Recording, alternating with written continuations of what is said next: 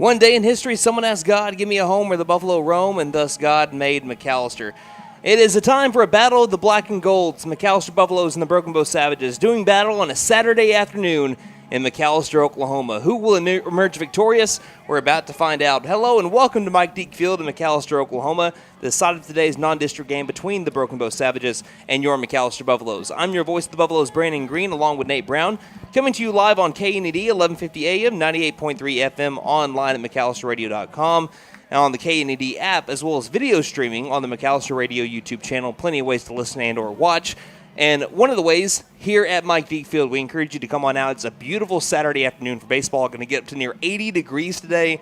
There's no excuse to not come watch McAlester baseball today in this battle of the black and gold. So, McAlester coming off of a great win yesterday. They were down 7-1 going to the bottom of the fifth inning. Scored 10 unanswered runs to take down the Red Oak Eagles to improve to 10-4 on the year and win their third in a row. They're looking for 4 in a row. Now, on the other side of things, Broken Bow has lost 4 in a row, and they're looking to turn things around. They were so close to taking down the Allen Mustangs not too long ago, but they lost 12-11 to them on Tuesday. So they're wanting to bounce back in a mighty way, and we're going to see if the Broken Bow Savages can do that today. They're 4-7 on the year. They're out of district 4A5. They're 2-3 in district play. McAlester, again, 10-4, undefeated in district play, but again, districts are not going to matter today. Today is a chance to get a win, face some competition, and work on some things as well, but obviously, more than anything, both teams want to win today.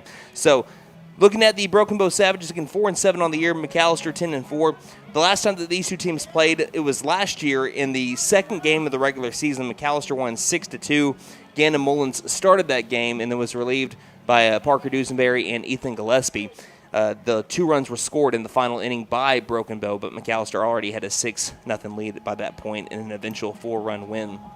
For McAlester, they bring back 7 out of their 9 starters from last year. For the Broken Bow Savages, they return 4 out of their 9, and we'll look at their starting lineups here in just a moment. The Broken Bow Savages are wearing their all-gold hats with the Broken Bow logo on the front. They have the black-on-black jersey combination with the Savages in white across the chest, as well as white numerals on the front and back, gold accents. For McAlester, they're pinstriped out today, and this is one of my favorite looks in all of baseball. Pinstripe tops, pinstripe bottoms, all black caps, gold interlocking MB on the front, and buffs in black across the chest. The numerical black numbers on the front and back of McAllister's jerseys. And before we go to our first commercial break and get ready for the meeting of the minds at home plate, Nate, anything else you want to add before we kind of take our first break of the day? I mean, I feel like you covered it pretty well. It's going to be a great day for baseball, and going to be exciting to see these two teams go at it. All right, so again, that'll be happening here. What time is it? It looks like it'll be happening in about 12 minutes first pitch. We'll be having our starting lineups before that. I saw the umpires make their way on towards the field, so it shouldn't be too long before we have the announcement of our starting lineups. It's a little bit of a different lineup today for the Buffaloes, so stay tuned and you'll find out what I'm talking about. All right, you're listening to McAlester Baseball. We'll be back here in a moment on Hey guys, it's Sam from Sam Wampler's Freedom Ford in McAlester and Eufaula. With 2 locations to choose from, we have close to 200 vehicles on the ground and coming in. And with vehicles starting at $29.95, we have something for everyone. And if you need parts or service, we are loading up at both locations to serve you better. Plus, with our mobile service van and our pickup and delivery, we can help you with sales and service no matter where you are. So come see us at Sam Wampler's Freedom Ford in McAlester and Eufaula and let us make it happen for you. My wife makes the best lasagna, even in that old kitchen of ours. She deserves the best kitchen money can buy, but all our cash was tied up. So we went to the Bank N.A. for a loan for our kitchen remodel, and the folks at the Bank N.A. came through for us and our family. Plus, the Bank N.A. is local, so the money stays in town. Call 918-423-2265 or go into the Bank N.A. to get your loan for whatever your family wants or needs. The Bank N.A. Strong, secure, and ready to loan. Member FDIC, Equal Housing Lender.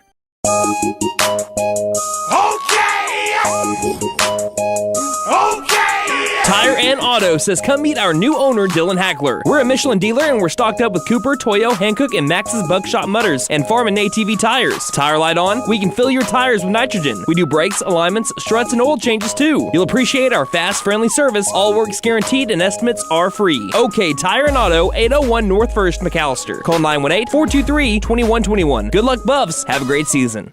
Fenton Madness is here, so brush up on your free throws and come shoot for TTNL. You get 2 shots. Sink one and we pay for half of your TTNL. Sink both and Fit Nissan pays for all of your TTNL. Hurry up and shoot. Nothing but net. Don't forget to tell them Maddie sent ya. Fit Nissan is your best deal dealer. Learn more at fitnissan.com.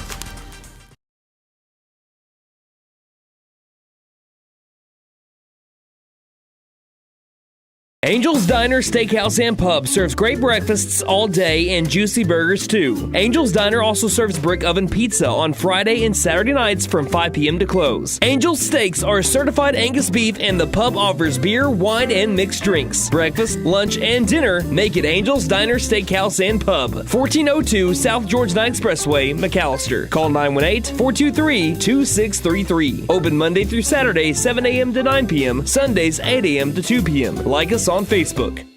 Hi, my name is Gail, and I invite you to T&W Tire, an Oklahoma-based company formed in 1987. In 2020, T&W Tire acquired the McAlester location, where Doug and I have worked for over 20 years, providing service to McAlester and the surrounding areas. Our trained technicians continue to provide quality service for brakes, suspension, and alignments, along with 24-hour road service. We carry Goodyear, Michelin, and many other brands to fit your budget. Stop by T&W Tire, Highway 69 and Peaceable Road, McAlester. Call 918-426-6571. Go Buffs!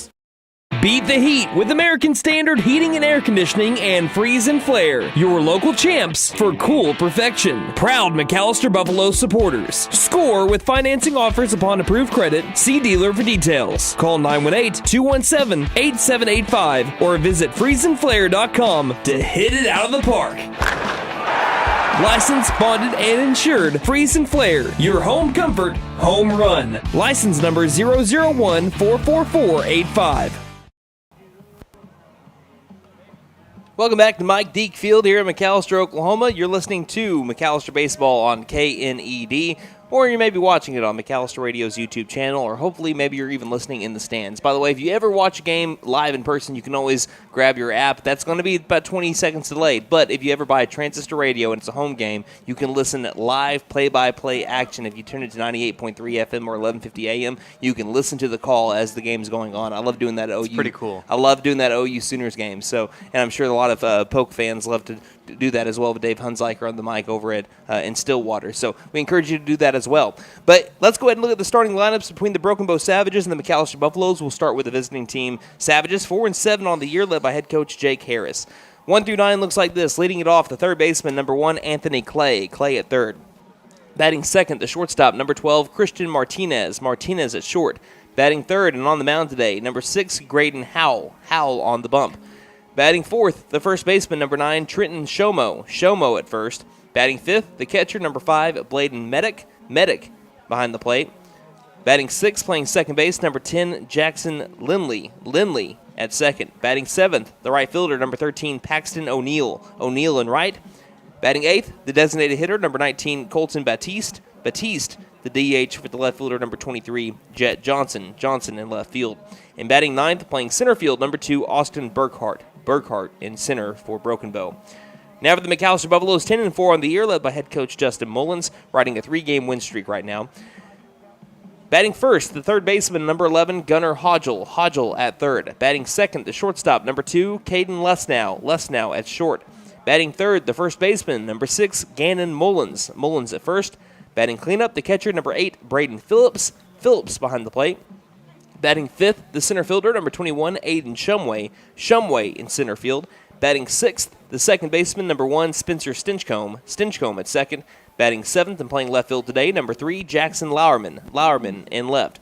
Batting eighth and pitching today for the Buffaloes, making his second start on the bump in his career. Number 10, Ethan Watkins. Watkins on the mound. A lot of his pitching appearances over his 4-year career have been in relief. This is his second start after having a start against the Shawnee Wolves a year ago. We'll talk a little bit more on that later on.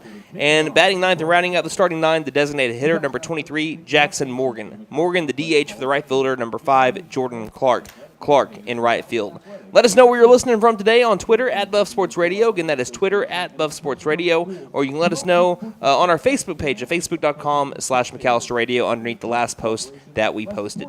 We'll take one more break while the PA announces the starting lineups, and we'll return with first pitch. You're listening to McAlester Baseball on Here at Reagan Auto, we offer a variety of services for your vehicle needs. AC and heat repair, brakes, tires, front end repair, alignments, electrical repair, and everything in between. We are proud to offer a select line of engines and transmissions backed by a 3-year, 100,000-mile nationwide warranty. Give us a call at 918-715-3236 or stop by and speak to one of our advisors about how we can help. 306 East Wyandotte in McAlester. From the team at Reagan Auto, thanks for your business.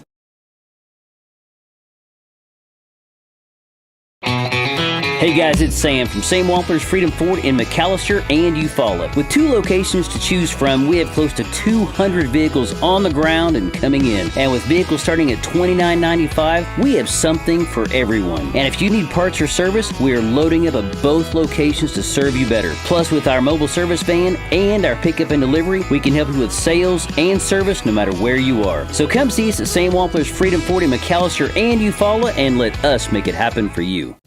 My wife makes the best lasagna, even in that old kitchen of ours. She deserves the best kitchen money can buy, but all our cash was tied up.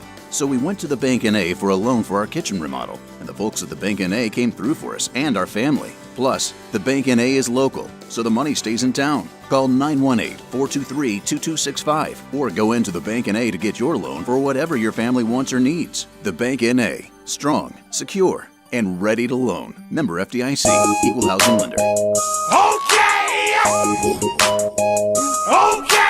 Tire and Auto says come meet our new owner, Dylan Hackler. We're a Michelin dealer and we're stocked up with Cooper, Toyo, Hankook, and Max's Buckshot Mutters and Farm and ATV tires. Tire light on, we can fill your tires with nitrogen. We do brakes, alignments, struts, and oil changes too. You'll appreciate our fast, friendly service. All work's guaranteed and estimates are free. OK Tire and Auto, 801 North 1st, McAlester. Call 918-423-2121. Good luck, Buffs. Have a great season. Sorry, we're getting all timed up over here on the simulcast. Welcome back to Mike Deek Field in McAlester, Oklahoma. The McAlester Buffaloes are about to do battle with the Broken Bow Savages. We're about to have our moment of silence, and after our moment of silence, our national anthem, and then our first pitch. So let's send it down to the field for, at first, the moment of silence, followed up by the playing of the national anthem. Thank you. And now, to honor America and the brave men and women serving our country throughout the world, please join in the playing of our national anthem.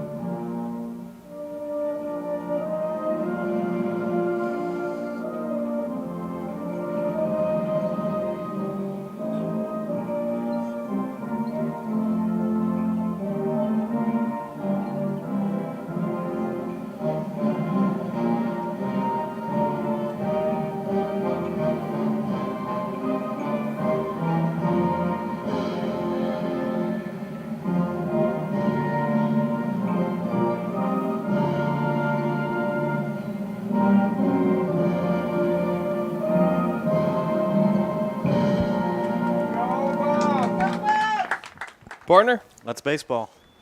So the Buffaloes have already taken the field. We're about to have first pitch in less than 3 minutes, I'd say. It's 11:59 right now. Let's look around the diamond for the Buffaloes. You have Mullins at first, Stinchcomb at second, Les now at short. At third base, Gunnar Hodgel. In the outfield, Lauerman in left, Shumway in center, and Jordan Clark in right. The battery for the Buffs today, Braden Phillips behind the plate, and on the mound making his second varsity start on the bump in his career is Ethan Watkins. Plenty of experience on the mound, but only his second start. His first start was against the Shawnee Wolves in a district game. It was the final district game of the season last year for McAlester, which was if I remember correctly, not a rainy mess, but it was like misting nearly the entire game. So it was a very wet ball game, and it was only a 2-0 game. For Ethan Watkins, he did really well in his first start. He went 5 1/3, 5 hits, 2 earned runs, walked 5, struck out 6.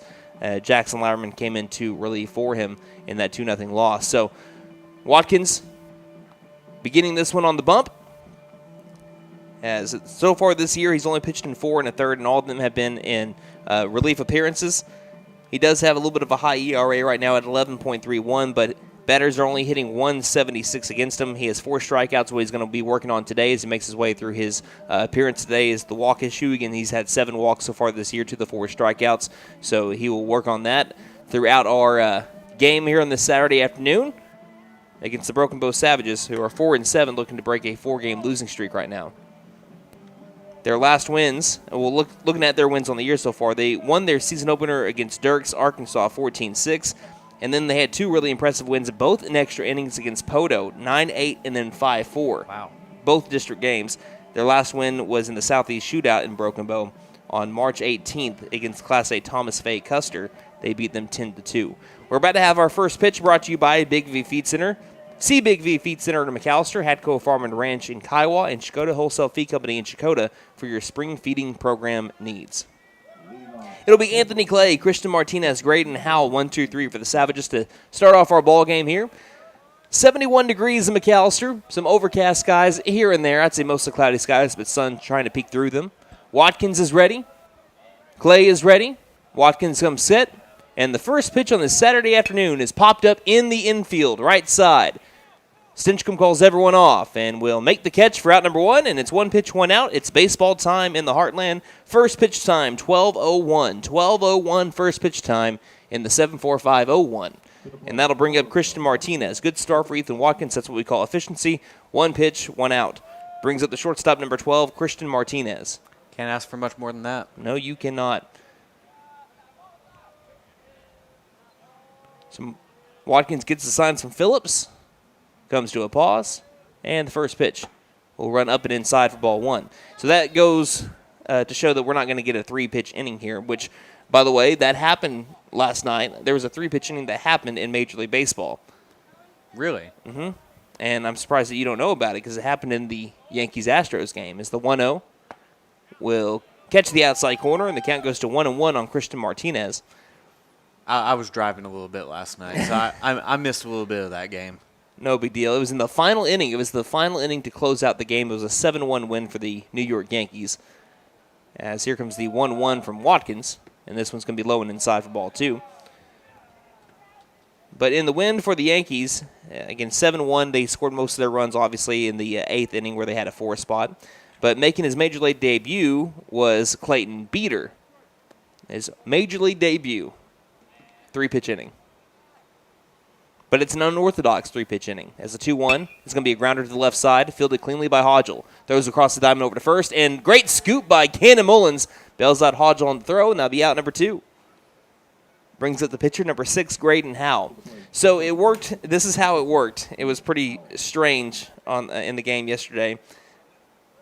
It started off, and I want to get this exactly right. There was in the 9th, a single to shallow center in the first pitch. So first pitch by Jose Altuve, single to center. Okay. Second pitch of the inning, as the lefty Graydon Howell is up against Watkins. This one's going to clip the outside corner for strike 1. Second pitch, Jordan Alvarez hit into a fielder's choice. Looked like it was going to be a double play. The shortstop, Volpe, overthrew the first baseman. But making the turn was Alvarez, like he was turning towards second. Oh, no. But he came back towards the first base bag, as this pitch is going to miss low to move the count to 1-1. As he turned to the second base bag, so all Rizzo had to do is just tag him out to get the out. And then the third pitch of the inning was a fly out. That is a weird 3-pitch inning. So That's saying something. You want to know how rare 3-pitch innings are? As How the rare? 1-1 misses down low for ball 2. That was the first 3-pitch inning for the New York Yankees in 21 years. The last pitcher to do it was Mariano Rivera in 2003. Wow. As That is insane. As we have a special appearance by a Miss Harper Green in the press box, as this one's going to miss outside as well. The count goes to 3-1. Harper, my daughter here, she's all decked out in her own jersey. Well, and not to mention who brought her here. Yes, my wife. My wife, Destiny Green. 3 balls, 1 strike, so I got a visitor today. 2 down, nobody on. Top of the first inning. Pitch from Watkins is going to miss upstairs, and that's going to be a walk to Graydon Howell. So pitcher against pitcher goes to Graydon Howell there, and it brings up the first baseman, number 9, Trenton Shomo. So again, the Savages, going back to this game now, Savages returned 4 starters from a year ago. Shomo is one of them, and he's batting out of the same spot that he batted out of last year. He went 2 for 3 against the Buffs in the second game of the 2023 season. He singled in his first and last appearances, and he lined out to third in between. So he knows how to barrel up the ball. With the runner at first, curveball misses outside from Watkins, and the count is 1 ball, no strikes to Shomo. So far in this one, it's been a fly out to second, a ground out to third, and then a walk to Howe to put him at first. 2 down, no score, top of the first. 1-0 count to Trenton Shomo. Watkins on the bump. He'll pick off over to first, and it's not in time.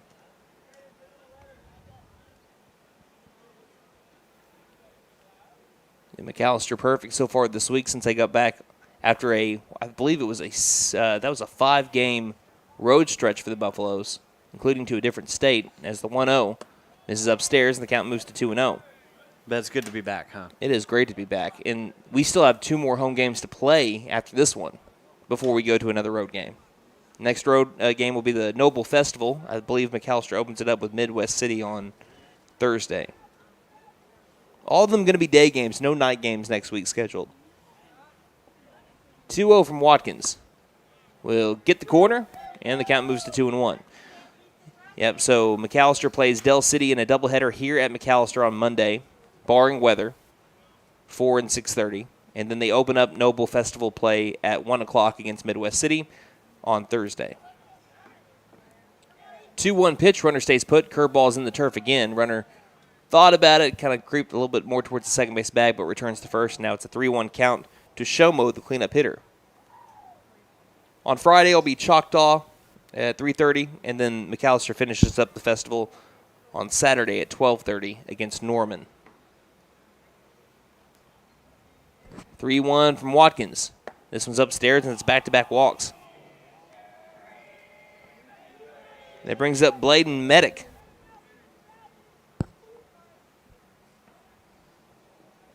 Again, not a lot of people have been able to hit Watkins so far this season. It's just been himself getting himself into jams via the walks. And this is, I believe, if I was a betting man, one of the reasons why he's starting the game is so that he can get back into a rhythm, get his strikes sled, and have some time to work on some stuff.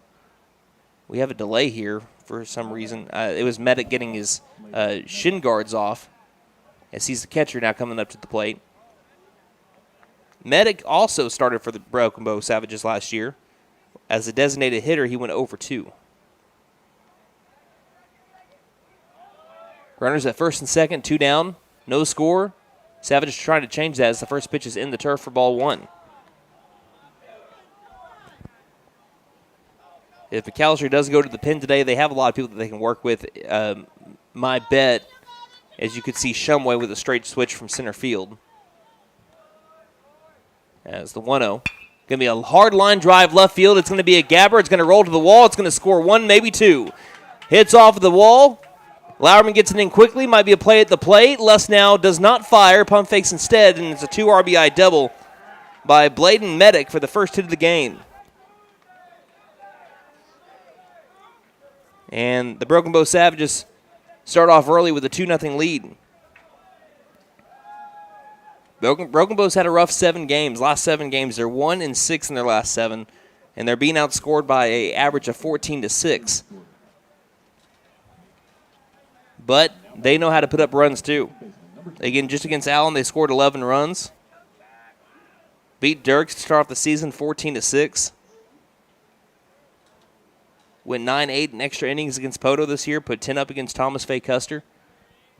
They know how to score runs. They know how to hit the ball. So the Buffaloes are going to need to be able to deliver not only strikes, but hit their spots. Runners at second. As a 2-0 score with the first pitch to Jackson Lindley. It's going to miss upstairs for ball 1. Lindley did bat once against McAlester. Actually came in to bat for Medic after Medic struck out twice against McAlester a year ago. So here's the 1-0 from Watkins.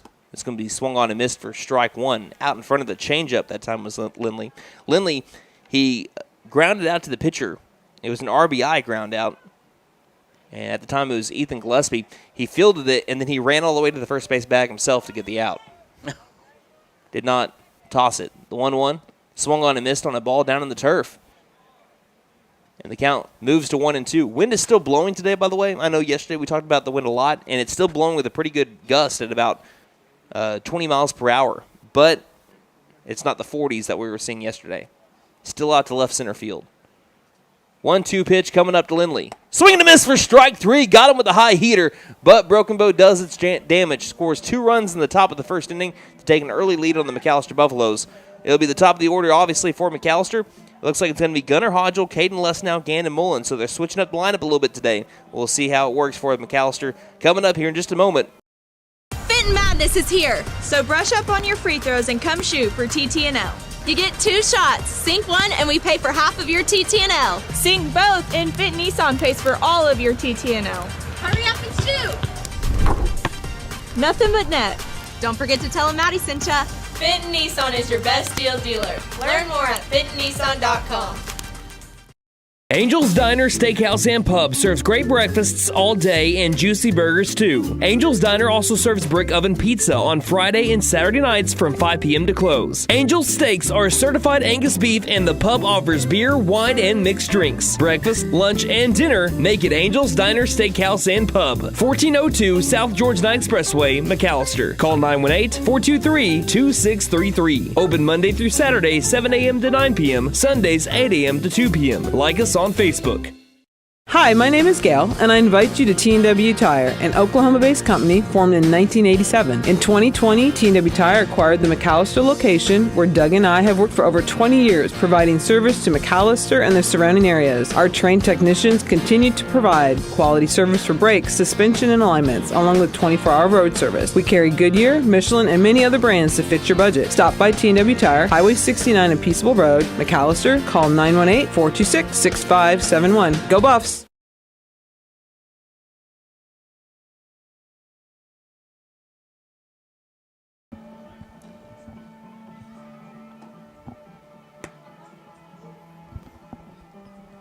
Welcome back to McAlester, Oklahoma, here at Mike Deke Field. The McAlester Buffaloes down an early 2-0 score to the Broken Bow Savages.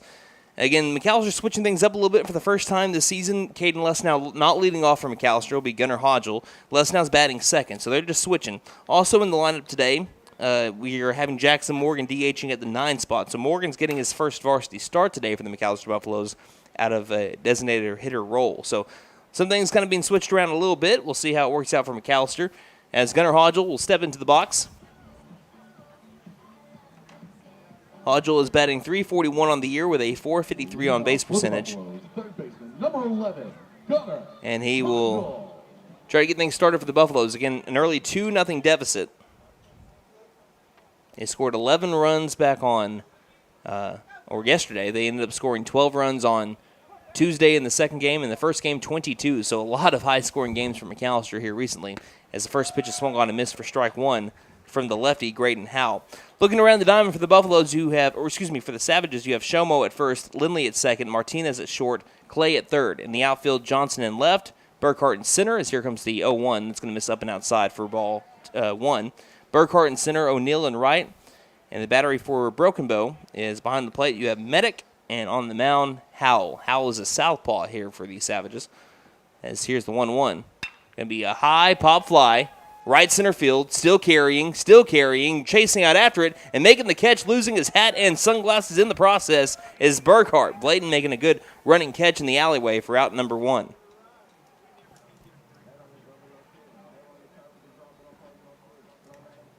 That one just kept on carrying, and it was also going against the wind there as it was blowing out to right, as the wind's blowing out to the left center.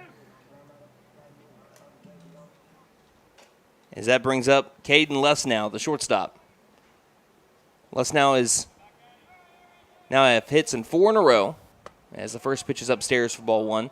He's also had 10 games with hits in 10 out of his last 11. He's batting .583 in the last 4 games with 3 extra base hits and 3 RBI. His first strike to him will be a foul ball off into the parking lot. The count is 1-1 on Lesnow. Caden against Broken Bow a year ago, grounded out to third, hit an RBI sac fly, walked and popped out to the third baseman to go over 2 with a ribby. The 1-1 will miss inside. And the count is now 2-1 on Lesnow. a day ago. And McAllister's win against and then their win against Red Oak, they ended up going 1 for 3, 2 groundouts, a short, a walk, and a single. 2-1 pitch. Kind of goes after the high fastball. I think it would have been a called strike anyway, but it's fouled straight back.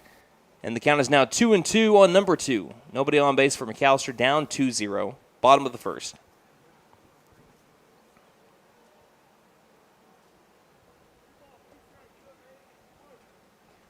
Howell looking for his first strikeout of the day. The 2-2 is going to be grounded off, straight back to the pitcher, Howell. He'll flip over to first in time for out number 2 after that hit the top of the bat from Lesnow and slowly rolled towards the pitcher, Howell. It's 2 up, 2 down for the Buffaloes, brings up Gannon Mullins. Now batting for the Buffaloes, number 6. Mullins looking to turn things around a little bit. He's made a lot of contact this season. Again, he's got one of the highest contact percentages on the team for McAllister at a solid 87%. So he's putting the ball in play a lot. He's not finding that outfield turf here in the last few games as the first pitch catches the knees for strike 1. He leads the team in home runs with 2. He's second on the team in RBIs, tied for second with Phillips with 11 RBI. And also the team leader in extra base hits with 6 of them. The 0-1, inside corner, called strike 2. I don't think Mullins liked the call there. And the count's now 0-2 on Gannon Mullins. Howell trying to get the Buffaloes to go 1-2-3 in the bottom of the first. Mullins back in the box, and the 0-2 fastball upstairs, and that'll be ball 1. A little bit of a funky windup right there by Howell. That time was getting into a groove as he came around with the windup, kind of hunched his neck up a little bit, or his shoulders up, and then came in and fired with the fastest fastball he's thrown so far today. But again, that time he was a little bit wild, missed a little high. 1 ball, 2 strikes, doesn't do it this time, and the pitch. Goes back with the off-speed, misses outside, and the count's now 2-2. 2 balls, 2 strikes, 2 outs to Gannon Mullins in the bottom of the first. Low stirrups rocking today for Mullins. 2-2 pitch. And this one's going to be fouled out of play. Again, wind's not strong enough to bring a pitch like that or a foul ball like that back into play. Yesterday it did. Really? Yesterday there was one that would have landed on the grandstand, and it came back and it hit on the left McAllister baseball logo in foul territory. That's how hard the wind blew.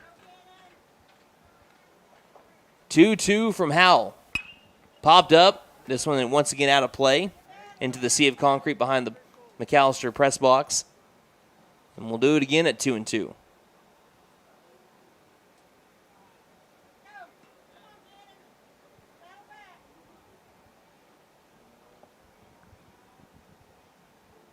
Battle brewing here between Howell and Mullins. The pitch, once again a foul ball. 3 consecutive here for Mullins. Might be even more than that. I think he might have 4. But we'll do it again at 2-2.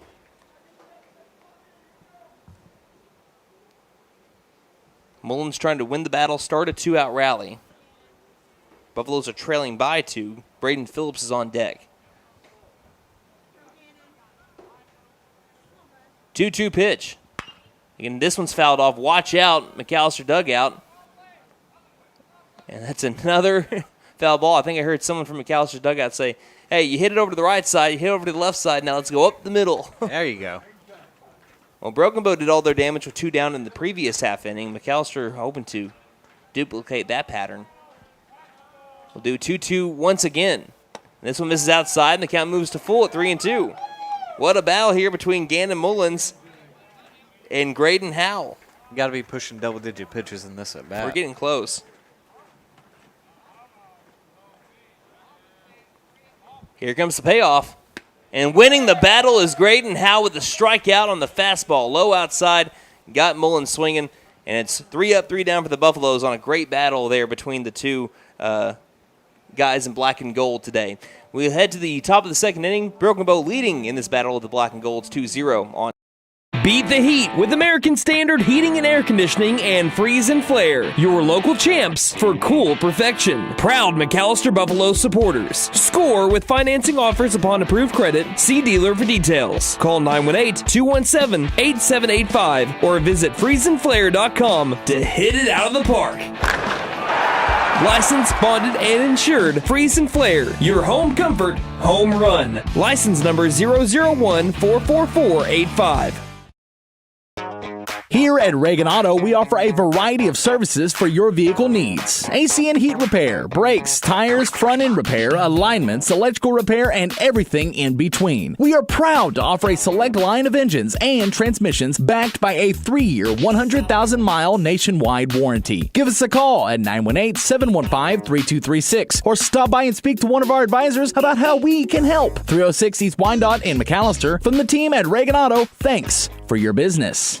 Hey guys, it's Sam from Sam Wampler's Freedom Ford in McAlester and Eufaula. With 2 locations to choose from, we have close to 200 vehicles on the ground and coming in. And with vehicles starting at $29.95, we have something for everyone. And if you need parts or service, we are loading up at both locations to serve you better. Plus, with our mobile service van and our pickup and delivery, we can help you with sales and service no matter where you are. So come see us at Sam Wampler's Freedom Ford in McAlester and Eufaula and let us make it happen for you. Welcome back to McAlester, Oklahoma. In the first inning, that goes to Broken Bow. They score 2 runs on a 2 RBI double by Bladen Medic. It's the bottom of the order up for Broken Bow. Paxton O'Neill, Colton Batiste, and Austin Burkhart for the Savages. Ethan Watkins in for his second inning of work. He has struck out 1, walked 2 so far. As O'Neill is the righty against the righty Watkins. Watkins wants the signs redone by Phillips. Gets them, comes set. Working underneath a sunny sky in Mactown. The first pitch of the second is at the knees for strike 1. Good pitch from Watkins. Buffalo pitching staff on the season, a 4.40 ERA. 101 strikeouts, now 102 to 89 free passes. That's walks and hit by pitches combined. As the 0-1. Lower outside corner, strike 2. Opposing teams are hitting .215 against the Buffs. And McAllister's throwing a first pitch strike 54% of the time. Counts at 0-2 on O'Neill. The pitch. Swing and a miss for strike 3. Good morning, good afternoon, good night. Watkins gets him on the high fastball. Sit him down, throw it around, 1 down here. And back-to-back strikeouts going back to the first inning for the senior Ethan Watkins. Brings up Colton Batiste. Watkins' senior profile this year. The son of Robert and Jennifer Watkins, as Ewat does come to a pause, and the righty deals the first pitch. This is going to be a ground ball, hard hit deep into the hole. Sliding stop by Lesnow. Throws across over to first. What a play! Caden Lesnow flashing the leather, showing off the arm, and that's out number 2. Deep into the hole. What a sliding grab. And delivered a dart to Mullins, fellow senior across the diamond. Making that number 2 proud. Now batting, center fielder, number 2. You know why a lot of people wear number 2? Why is that? Well, I don't know. Go back and watch baseball over the last 25 years. Especially if you play shortstop. First pitch, good pitch, but misses. Ball 1 to Austin Burkhart. The only way that he could have done that number even more proud is if he would have jumped through it. Yeah. 1 ball, no strikes, 2 down. Robbing Batiste of a hit there on a hard hit ground ball deep into the hole. 1-0 is going to be popped up. Wind won't bring this one back in. That'll move the count to even at 1 ball and 1 strike. And I know Lesnow's probably thinking, Nate, did you get that? I absolutely got that. 1-1. That's going to go on a highlight reel somewhere. Buffaloes are down 2-0, top of the second inning. Next pitch, the 1-1, lower outside corner. And Watkins gets ahead in the count, 1 ball, 2 strikes.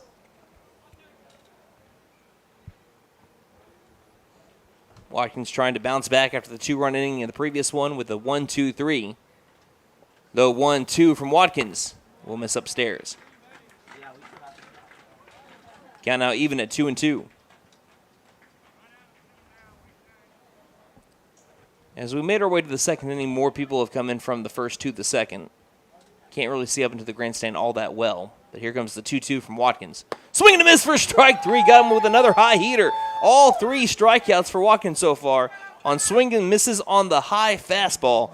And that will be out number 3. 1-2-3 inning for the senior Watkins. As we now head to the bottom of the second, McAlester has the middle of the order coming up. Phillips, Shumway, Stinchcomb when we return here on.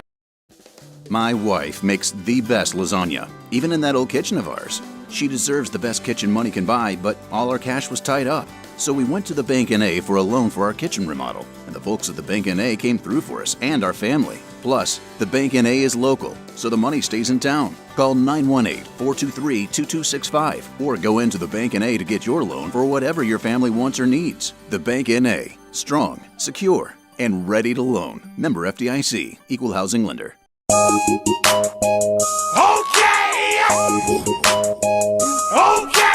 Tire and Auto says come meet our new owner, Dylan Hackler. We're a Michelin dealer and we're stocked up with Cooper, Toyo, Hankook, and Max's Buckshot Mutters and Farm and ATV tires. Tire light on? We can fill your tires with nitrogen. We do brakes, alignments, struts, and oil changes too. You'll appreciate our fast, friendly service. All work's guaranteed and estimates are free. OK Tire and Auto, 801 North 1st, McAlester. Call 918-423-2121. Good luck, Buffs. Have a great season. Fitting Madness is here. So brush up on your free throws and come shoot for TTNL. You get 2 shots. Sink one and we pay for half of your TTNL. Sink both and Fit Nissan pays for all of your TTNL. Hurry up and shoot. Nothing but net. Don't forget to tell them Maddie sent ya. Fit Nissan is your best deal dealer. Learn more at fitnissan.com.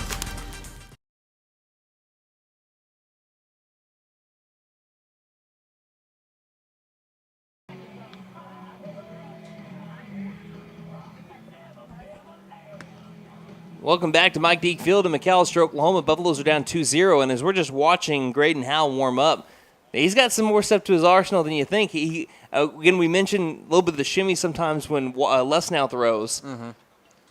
I think Graydon Howell's the closest thing to a Nestor Cortez you're going to find. If you ever watched Nestor Cortez pitch for the Yankees, he's got a sidearm. He can change up his rhythm when he goes through a windup. So he's got a sidearm in his arsenal. Don't be surprised if you're a McAlester batter that you see that here and there. McAlester at the middle of the order up down 2-0 as we head to the home half of the second inning. It'll be Braden Phillips, Aiden Shumway, and Spencer Stinchcomb against the southpaw Graydon Howell, who had a 1-2-3 inning back in the first. First pitch goes over the top, though, and misses low and outside to Phillips for ball 1. Phillips batting .238, but a .333 on base percentage. He's second on the team in RBI, tied with Mullins with 11. As here comes the 1-0. Going to be a ground ball right side straight to the second baseman, though, Lindley. Fields it cleanly, throws to first in time for out number 1. And that's another example, just like we were speaking off with Mullins, with Phillips. He's got a high contact percentage, too, 84%. Doesn't strike out often. He's just not. He's making a lot of contact. They're just going a lot of times straight to one of the infielders. That brings up Aiden Shumway as the Buffaloes have gone 4-up, 4 down to start this game. And Shumway, he's always the guy to really spark a rally. He again went 3 for 3 with an RBI yesterday for the Buffs. First pitch is upstairs for ball 1. Riding a 10-game hit streak. And listen to what he's doing over the last 10 games. 10-game stretch, batting .621 in 10 games. .621 for Aiden Shumway. As this one misses up high for ball 2. Is that good? It's not bad. He's got 5 multi-hit games on the season. So half of those 10 games, he's had more than 1 hit. He's batting .513 on the season. Wow. The 2-0 to Shumway. He flies this one over to right. If it lands, and it's going to land as a fair ball. Shumway's got another base hit. Rolls all the way deep into the corner. Shumway making his way to second. He'll be there standing with a double. And he once again has a hit. Down the right field line. I mean, that just goes to show you don't have to hit it hard. You just have to hit it where they're not. I think he's 7 for his last 7. To the plate for the Buffaloes, He is 7 for his last 7. And that's another double for Aiden Shumway. Once again, the first hit of the day for the Buffaloes. Unreal kind of stretch that Aiden Shumway is on. Batter represents a tying run. And that batter is Spencer Stinchcomb, who's been really good with runners and scoring. Yesterday went 1 for 3 against Red Oak in their 11-7 win. First pitch to Stinchcomb, a little bit inside, ball 1. Stinchcomb third on the team in batting average at .333, just above Lesnow, who's at .327. Stinchcomb with also a .426 on base percentage, 12 RBI. He's batting .526 with runners and scoring. And if it wasn't for Shumway, that'd easily be best on the team. This one's a line drive over to right field. It's going to one-hop to the right fielder, O'Neal. They're going to hold up Shumway as that ball was hit on a rope from Stinchcombe. And they'll put runners at the corners with only one down for the Buffs for Jackson Lowerman, who had the biggest hit of the day for the Buffaloes yesterday. A bases-clearing double to pull McAlester within one. Okay, if you missed yesterday's game, you missed a heck of one. They were down 7-1 going to the bottom of the fifth, put up a 6 spot to tie it. But it was Lowerman's bases-clearing double that pulled him within one at the time. First pitch nearly hits Lowerman as he's got to get out of the way. He was hit in the head yesterday, and he was nearly hit in the head there. Lowerman's been hit by 3 pitches this year, tied for the team lead. I don't know if that's a stat you want to lead in. No. 1-0. Big cut, swinging and missing for strike one. 1 ball, 1 strike. So he's been hit by a pitch 3 times. Watkins has as well. Speaking of Watkins, he is on deck. And Stinchcombe's been hit by 3 pitches. Shumway at third, Stinchcombe at first. Buffaloes with back-to-back base hits, but down 2-0. The 1-1 misses high outside. 2 balls, 1 strike to Lowerman. Lowerman has hits in his last 3, so a 3-game hit streak. He's 3 for 6 in the last 3 games with 4 RBI. He's also 2 for 4 with runners in scoring. Both of those hits were extra base hits.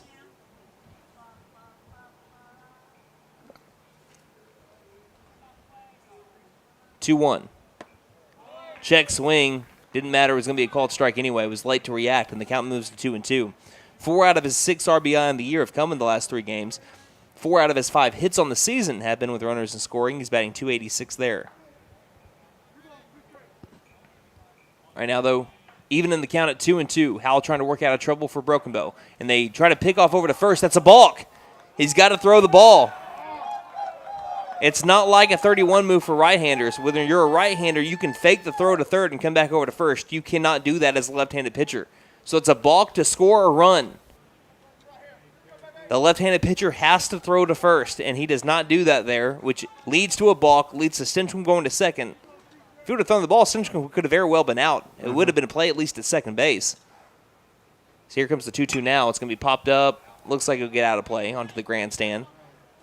So now the Buffaloes pull the score to 2-1, and the tying run is in scoring position. If you hear some clapping and some baby noises in the background, my 1.5-year-old daughter is cheering for the Buffs.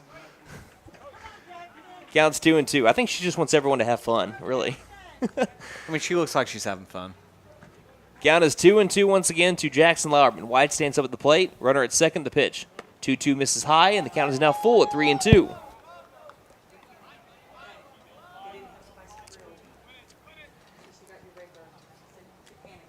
Thank you. Mary coming in clutch with some lunch. 3 balls, 2 strikes. Mary Martin, the best in the game. 3 balls, 2 strikes. Runner at second. 1 down. The pitch. Going to be fouled off of the catcher and off the umpire. 2-for-1 special there, but looks like everyone's okay. But they'll take some time to kind of make sure everyone's good. And catcher wanted to call time to, give the umpire some time to make sure he's good. And umpire said, I'm all right. I'm all right. Let's do it again at 3-2. By the way, another good battle here for Jackson Lowerman like we had earlier with Gannon Mullins. Gannon Mullins drew a 10-pitch at bat back in the first inning. 3-2 again to Lowerman. And then this one's a swing and a miss for strike 3. So once again, Howell wins a long battle and gets Lowerman to strike out to bring up Ethan Watkins. Buffaloes are down by 1 with a runner in scoring position. Little tidbit on Mullins, if we're speaking about him already. Gannon had the first 10-plus pitch at bat for the Buffaloes in the last 2 seasons. Wow. The McAlester batter hasn't done that since 2022. Watkins trying to keep up his hot stretch as he has hits in 5 out of his last 6. First pitch to Watkins, fouls this one out of play. Please do not go to my car. It did not hit off the fencing. We're all good. Counts 0-1. Man, if they got one out to your car, that'd be pretty impressive. Watkins was the team leader in RBI yesterday. He was 2 for 4 with 3 RBI. In his last 6 games, Watkins is batting .462 with 6 RBI. And all those 6 have been in the last 3 games. He's 3 for 6 with runners in scoring position during that span. 0-1. High hit, fly ball, deep left field, carrying towards the warning track. It's going to hop off of the wall, hop off the K&ED sign, rather, and ties up the game. Another extra base hit for Ethan Watkins, 5 in a row, and he is feeling hot. Running around the base paths. Buffaloes tie it up with the RBI double from Ethan Watkins.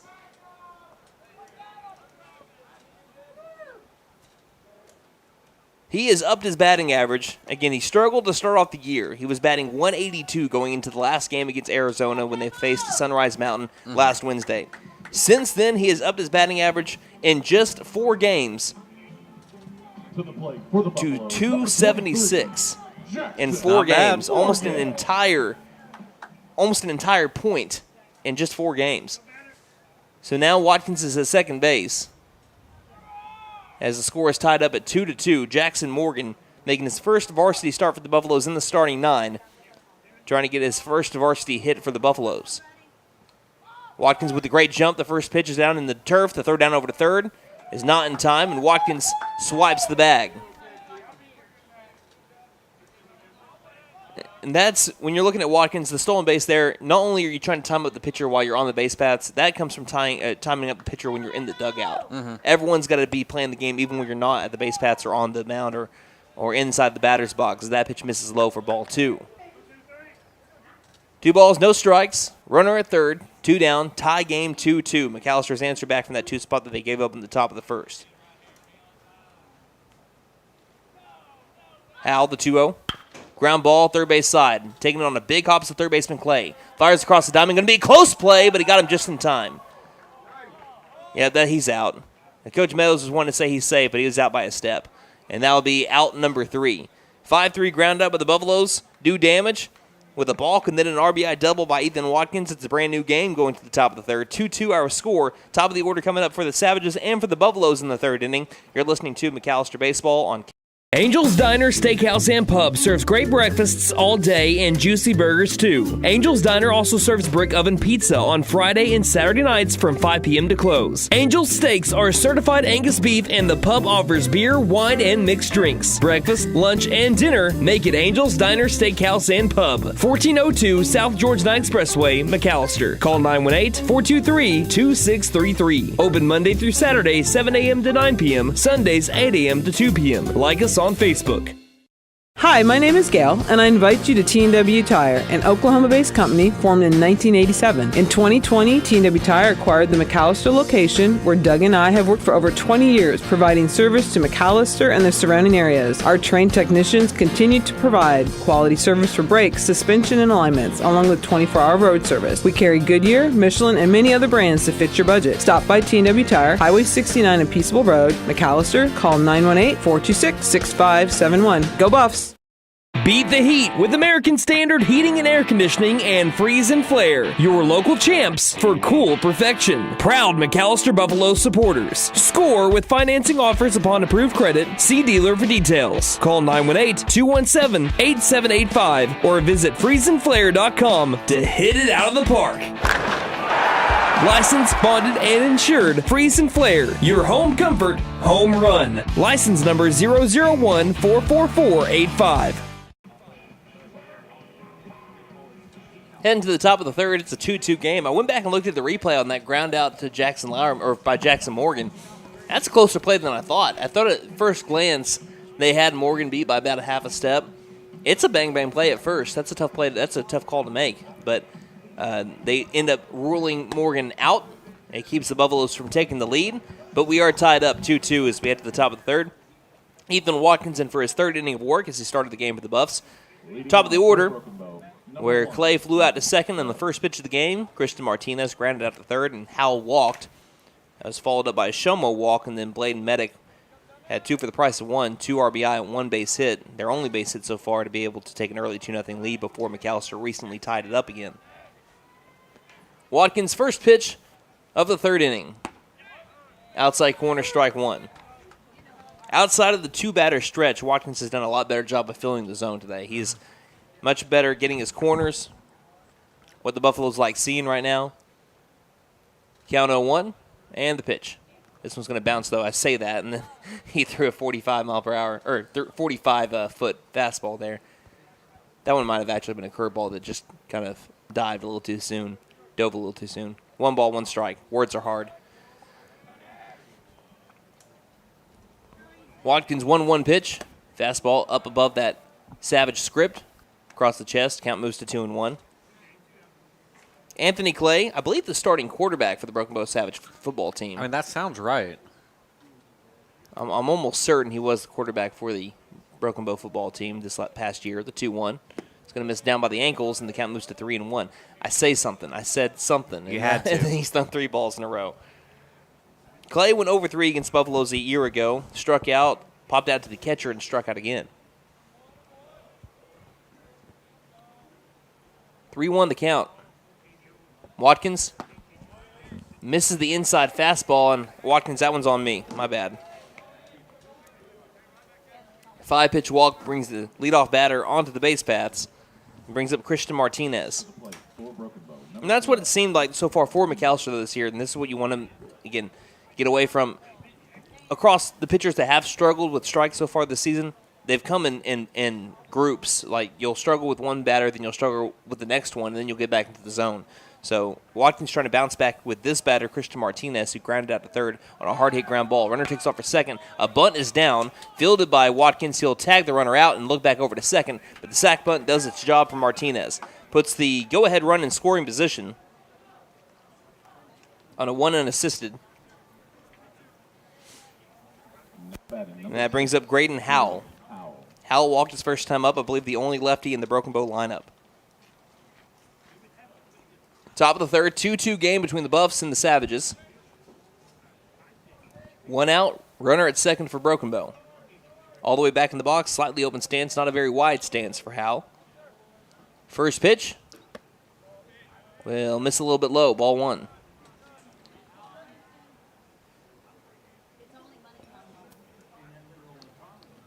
One ball, no strikes.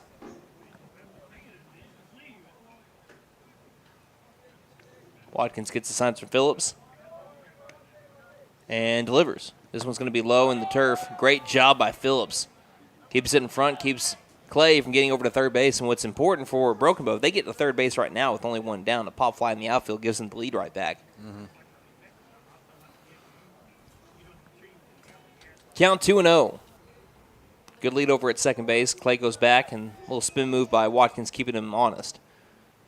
You know, one thing about McAlester that's really cool, when you go to any other school kind of around the state, and I've traveled to a bunch of schools to cover McAlester sports. So here's the 2-0 pitch. And it misses the outside corner, and the count is 3-0. So Watkins real close to the zone, just barely missing here the last few pitches. But one thing I find really cool about McAllister's athletics is that there's only one location, and it used to not be this way before the MAC was introduced. All the locations are outside of where the school's at. As 3-0, this one does clip the zone to move the count to 3-1. They're all at different locations in McAlester. Like, Brumley used to be well away from the high school. Not well away, but away. So was the football field, and so is the baseball field. Now that the MAC is there, you're right next to the high school. But that also leads the way, as we have another spin move. It leads the way for some beautiful views of McAlester, Oklahoma. It does. For Hook Hill Stadium, First National Field, you have the sunset is amazing from Hook Hill Stadium. And you also have the hill out to the left. It's a beautiful location. But then over here at Mike Deak Field, you get to see the water tower over by Bob Brumley Gymnasium from this spot as the 3-1. Back to that same spot, moves the count to 3-2. With 1 down and the go-ahead run at second base with a tie game 2-2. You can see the Masonic Temple from here, the water tower on the hill, right next to the house on the hill. Just a beautiful spot for a baseball field. One of the best facilities in all of baseball in Oklahoma. Guaranteed. 3-2. Ground ball, left side. Les now grabs it. We'll try to get the lead runner over at third. The tag is not in time. Well, it was in time, but Hodgel wasn't able to get the tag on Clay. Clay dove around the tag. Les now tried to get in the lead runner as the ground ball was hit right at him. The throw was a tad bit to the left side of the bag. As Hodgel went to apply the tag, field umpire says that he slid around it. Clay avoided the tag. Coach Mullins is going to go have a word with the field umpire to plead his case. But not only that, that takes an out off the board for the Buffs, and Coach Mullen just wanted to hear an understanding. Not really much of an argument there. And there's really no appeal that you can make because that is the best person with the view is the field umpire in that area. So that's going to go down as a fielder's choice for Graydon Howe. From my angle, I could see where he says that he slid around the tag. Yeah. That's again another bang play. Kind of reminded me of that Mike Trout slide. I mean, it's a good play by Clay. He definitely tried to avoid the tag, and whether he actually did or not, again, we don't have super high def ESPN type cameras. I wish. Speaking of which, Max Preps, I don't know if you heard this, but Sunrise Mountain, for the last game of the Arizona tournament last Wednesday, they had an actual representative with Max Preps there, like an actual Max Preps photographer. First pitch in the turf, runner's already taken off for second. He'll get there with ease. And so now there's runners at second and third with only one down. Buffalo's tied up 2-2 with the Savages in the top of the third. And I looked up how much his camera cost because I was able to get the model and everything. It's a $12,000 lens. Yep. I don't think we can quite afford that. I don't think, no. $12,000 lens, are you kidding me? 1-0 is going to hit the batter. Hits Trenton Shomo, and up comes Bladen Medic. And the Savages still only have one hit in this game, and it's from Medic. He had a 2 RBI double down the line over in left field. Now batting, number 5. And the infield has a decision, do we want to all come in on the infield turf? And middle infielders say, that's with 2 down, or we only have 1 down right now. You can roll 2 up the middle. Corner infielders are going to stay a little bit in so they can come home with it. But right now they got to get Medic, who's got the only hit for the Savages, but it's the biggest one. It's the first pitch curveball, is in the zone for strike 1. No more free passes to give up here for Watkins. It's been a walk, sack bunt to move the runner over. Fielder's choice as Clay avoided attack at third base, and then a hit by pitch to load the bases for Broken Bow. They've done the most with the least so far. Pitch. Hits off of the plate for the second time in 2 games, lands on top of the tunnel. That is unreal. That moves runners to second and third, and Broken Bow retakes the lead 3-2. That's the second time this season, and it's been in back-to-back games, that a ball hits the very front of the plate, and just the way that it hits the plate allows it to pop up so high and go on top of the tunnel behind home plate. That's just really bad luck. That's a stroke of bad luck, and it's happened now in 2 consecutive games for McAlester. Why doesn't the other team ever do that? 1-0. Be fouled straight back. Actually, they have the scoreboard wrong here at the field. That should be 1-2. I was going to say, I thought I had it right. Yeah, you always do. I'm not worried about you. But that also moved the runners from second and third, so there's no force out now. You have to throw over first. Infielder still staying deep. 1-2. And then bouncing the turf again. The count now moves to 2-2.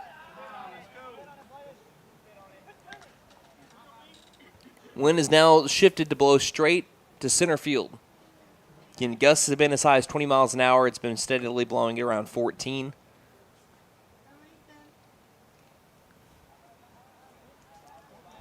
Two from Watkins. Swing and a miss for strike 3. Huge strikeout from Ewott. As he gets Bladen Medic, still the only person with a hit for the Savages. It was a 2 RBI double back in the first. And it brings up Jackson Lindley. 3-2, McAlester trailing. When they come back up, they'll have the top of the order. 3-2, Savage lead. Still runners to be scored for Broken Bow if they can get a base hit. First pitch. Lindley chops it towards the shortstop side. Taking on a big hop is Les now. Quick fires over to first. Got him just in time for out number 3. Leaves the runner stranded at second and third. And that'll be it for the Savages in the top of the third. They do score a run on an unfortunate pass ball that hit off the... That's going to actually go down as a wild pitch. Again, unfortunate for both parties because it just hit off the very front of the plate. But that's what Broken Bow needed to retake the lead. It's 3-2 as we head to the home half of the third on.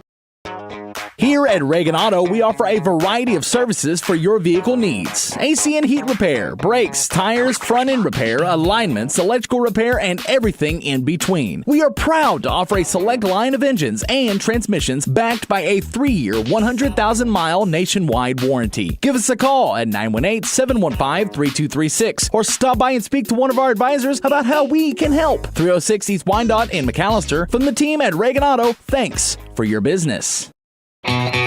Hey guys, it's Sam from Simulcast Freedom Ford in McAlester and Eufaula. With 2 locations to choose from, we have close to 200 vehicles on the ground and coming in. And with vehicles starting at $29.95, we have something for everyone. And if you need parts or service, we are loading up at both locations to serve you better. Plus, with our mobile service van and our pickup and delivery, we can help you with sales and service no matter where you are. So come see us at Simulcast Freedom Ford in McAlester and Eufaula and let us make it happen for you. My wife makes the best lasagna, even in that old kitchen of ours. She deserves the best kitchen money can buy, but all our cash was tied up. So we went to the Bank N.A. for a loan for our kitchen remodel, and the folks at the Bank N.A. came through for us and our family. Plus, the Bank N.A. is local, so the money stays in town. Call 918-423-2265 or go into the Bank N.A. to get your loan for whatever your family wants or needs. The Bank N.A. Strong, secure, and ready to loan. Member FDIC, Equal Housing Lender. Broken Bow retakes the lead in the top of the 3rd inning. McAlester down 3-2 with the top of the order up, trying to match that or maybe take the lead for the first time in the game.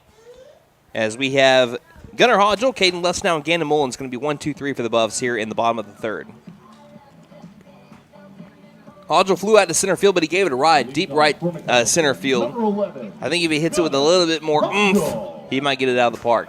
And here come the Leafs. I was talking about when you can see when the wind blows its hardest is when the Leafs finally make its way over the fence, over the netting over here to our left side. Big bunch of Leafs just blew onto the field.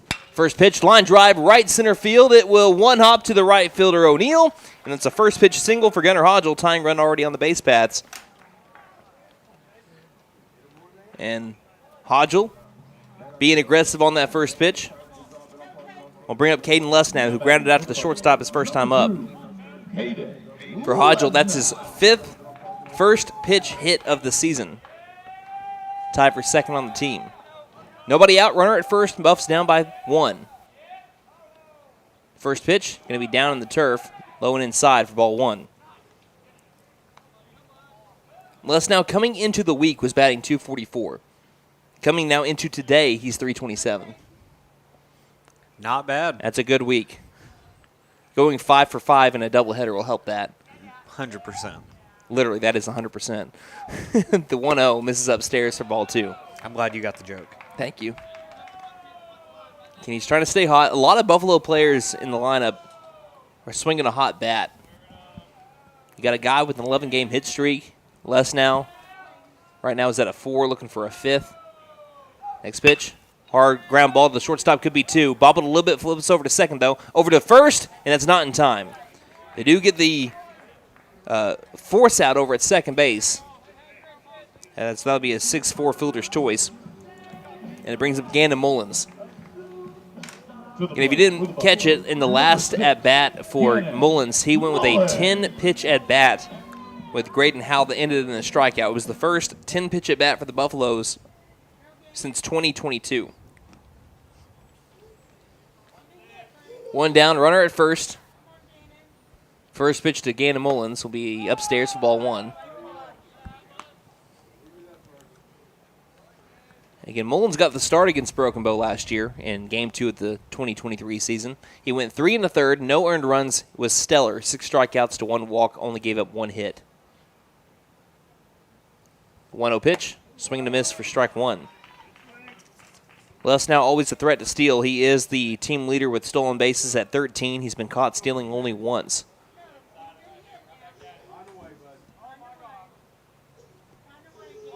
One ball, 1 strike, 1 out.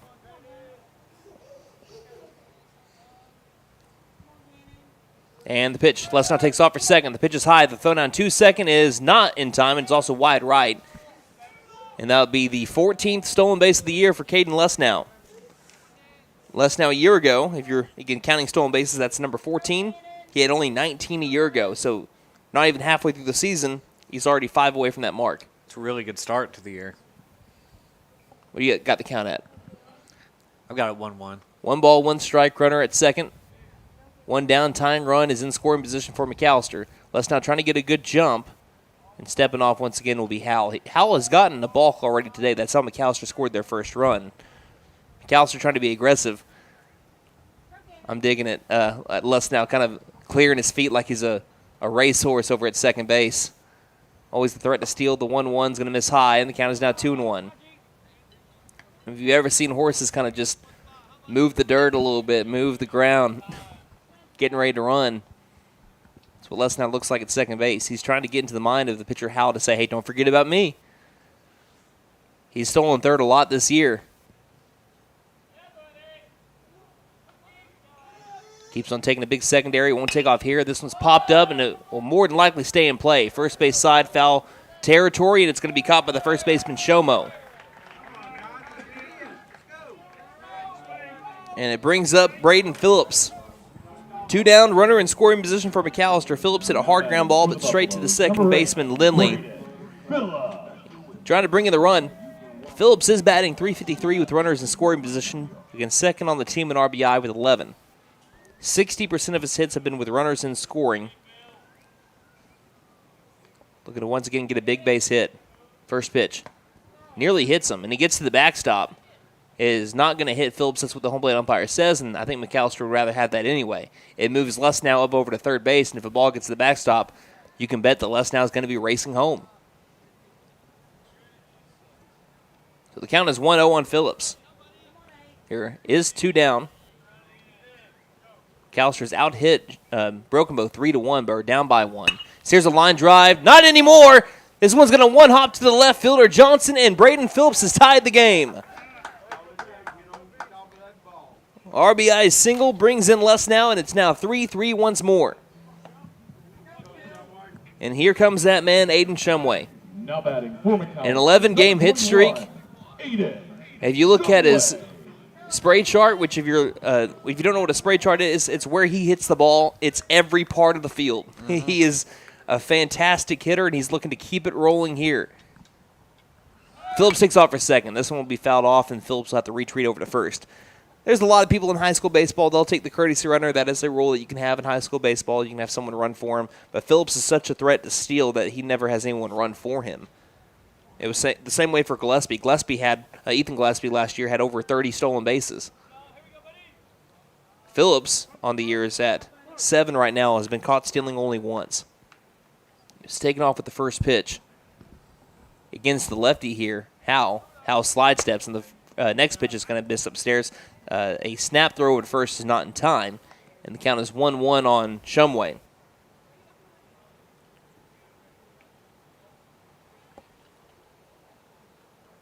And Shumway coming into today batting .513. He's increased that with his first hit. Pick off over to first, just a little step off and throw. Phillips back in safely. And Shumway is now over 600 on base percentage. If Phillips gets over to second, which they want him to do, Shumway's the team leader in batting average with runners in scoring. He's batting .579 there. 1-1. We'll miss down.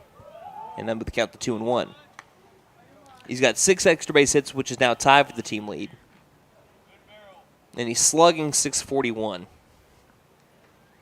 Wow. Hard to beat, man. It's just been an unreal start to the season for him, and he's hoping, like the Buffaloes are, that it rides all throughout the year, especially in the month of April where they're going to need him most. 2-1. Line drive right side, and it eats up the second baseman, Lindley. Rounding second will be Phillips, and it gets all the way past the right fielder. They're going to try to score Phillips. It's still being mishandled in right field. Shumway turns around second. The throw to the bag is not in time, and there's at least one error on that play. It's either the second baseman, the right fielder, or both, but it allowed a run to be scored, and the Buffaloes take their first lead of the game in the third inning. A prime example of put the ball in play, good things happen. And they're going to rule that as a double there for Aiden Shumway. I think there was at least an error over in right field. But again, the official scoring is going to be a double for Shumway.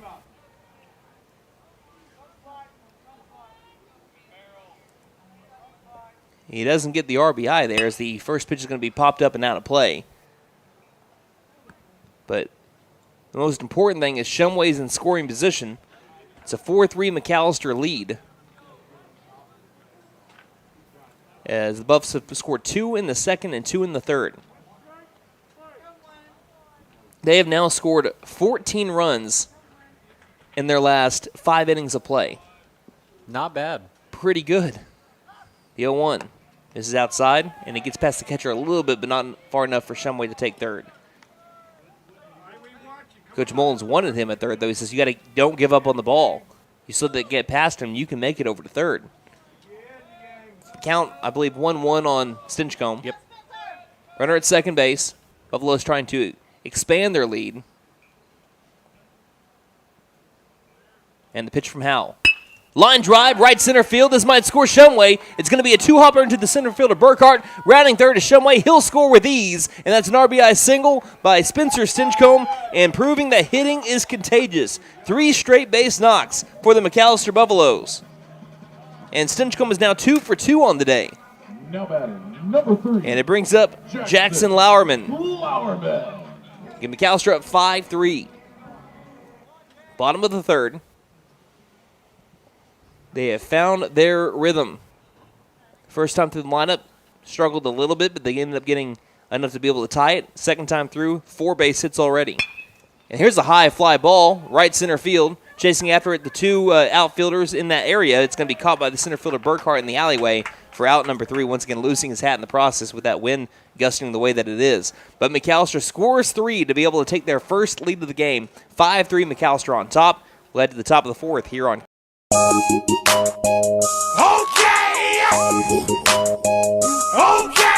Tire and Auto says come meet our new owner, Dylan Hackler. We're a Michelin dealer and we're stocked up with Cooper, Toyo, Hankook, and Max's Buckshot Mutters and Farm and ATV tires. Tire light on, we can fill your tires with nitrogen. We do brakes, alignments, struts, and oil changes too. You'll appreciate our fast, friendly service. All work's guaranteed and estimates are free. Okay, Tire and Auto, 801 North 1st, McAlester. Call 918-423-2121. Good luck, Buffs. Have a great season.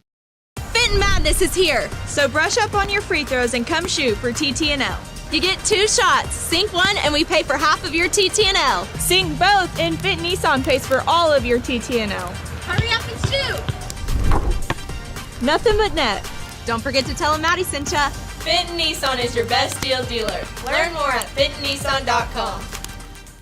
Angel's Diner, Steakhouse, and Pub serves great breakfasts all day and juicy burgers too. Angel's Diner also serves brick oven pizza on Friday and Saturday nights from 5 p.m. to close. Angel's Steaks are certified Angus beef, and the pub offers beer, wine, and mixed drinks. Breakfast, lunch, and dinner make it Angel's Diner, Steakhouse, and Pub. 1402 South George Knight Expressway, McAlester. Call 918-423-2633. Open Monday through Saturday, 7 a.m. to 9 p.m. Sundays, 8 a.m. to 2 p.m. Like us on Facebook.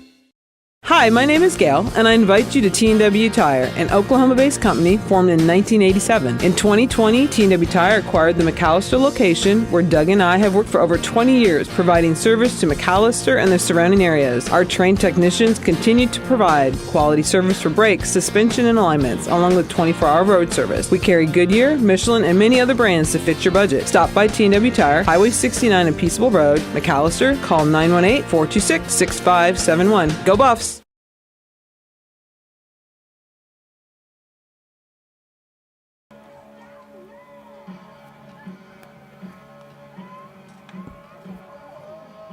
Big couple of innings by the Buffaloes as they score 5 in the second and third combined, including a 3 spot to match the inning. Well, they matched the last 2 innings, 2 in the second, 3 in the third.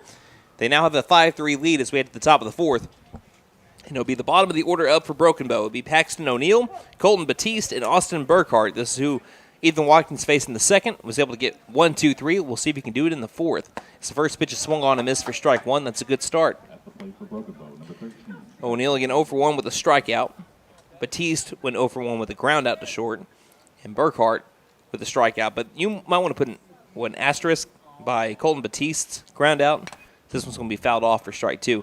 Easily would have been a base hit against the average high school shortstop. But Les now kind of proved with his play back in the second inning he may not be the average high school shortstop. Now he's got a bit of an arm on him. Yeah, a little bit of a glove too.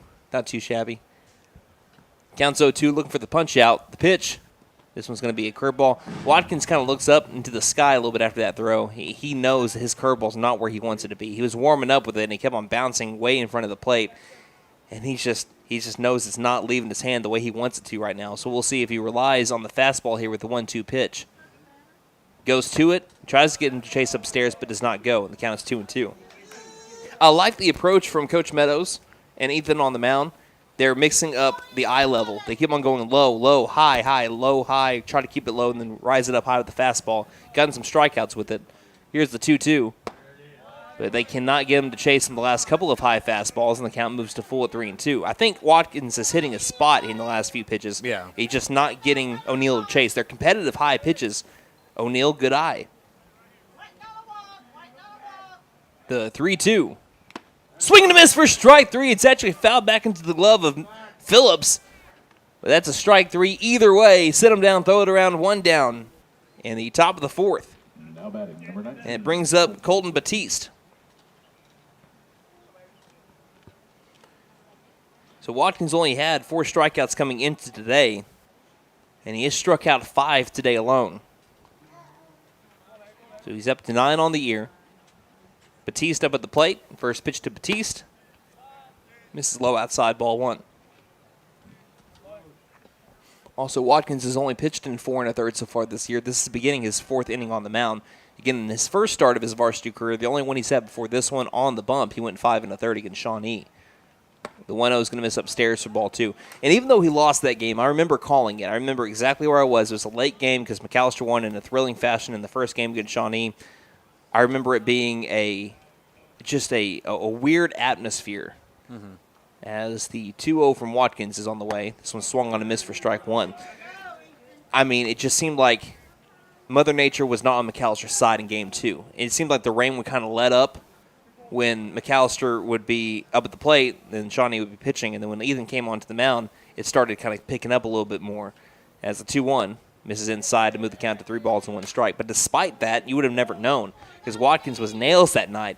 Even though they lost 2-0, again, that's a pitcher's duel. If you tell me that your pitcher's only going to give up 2 runs the entire game and he goes nearly the full 6 innings that they pitched in this game, you think you have a really good chance to win. As the 3-1 misses upstairs and then will move the count to a walk at 4-1. Brings up the center fielder, number 2, Austin Burkhart. Yeah, if you tell me that you can give me 2 runs in 5 1/3, I think that's a pretty dang good job. Yeah.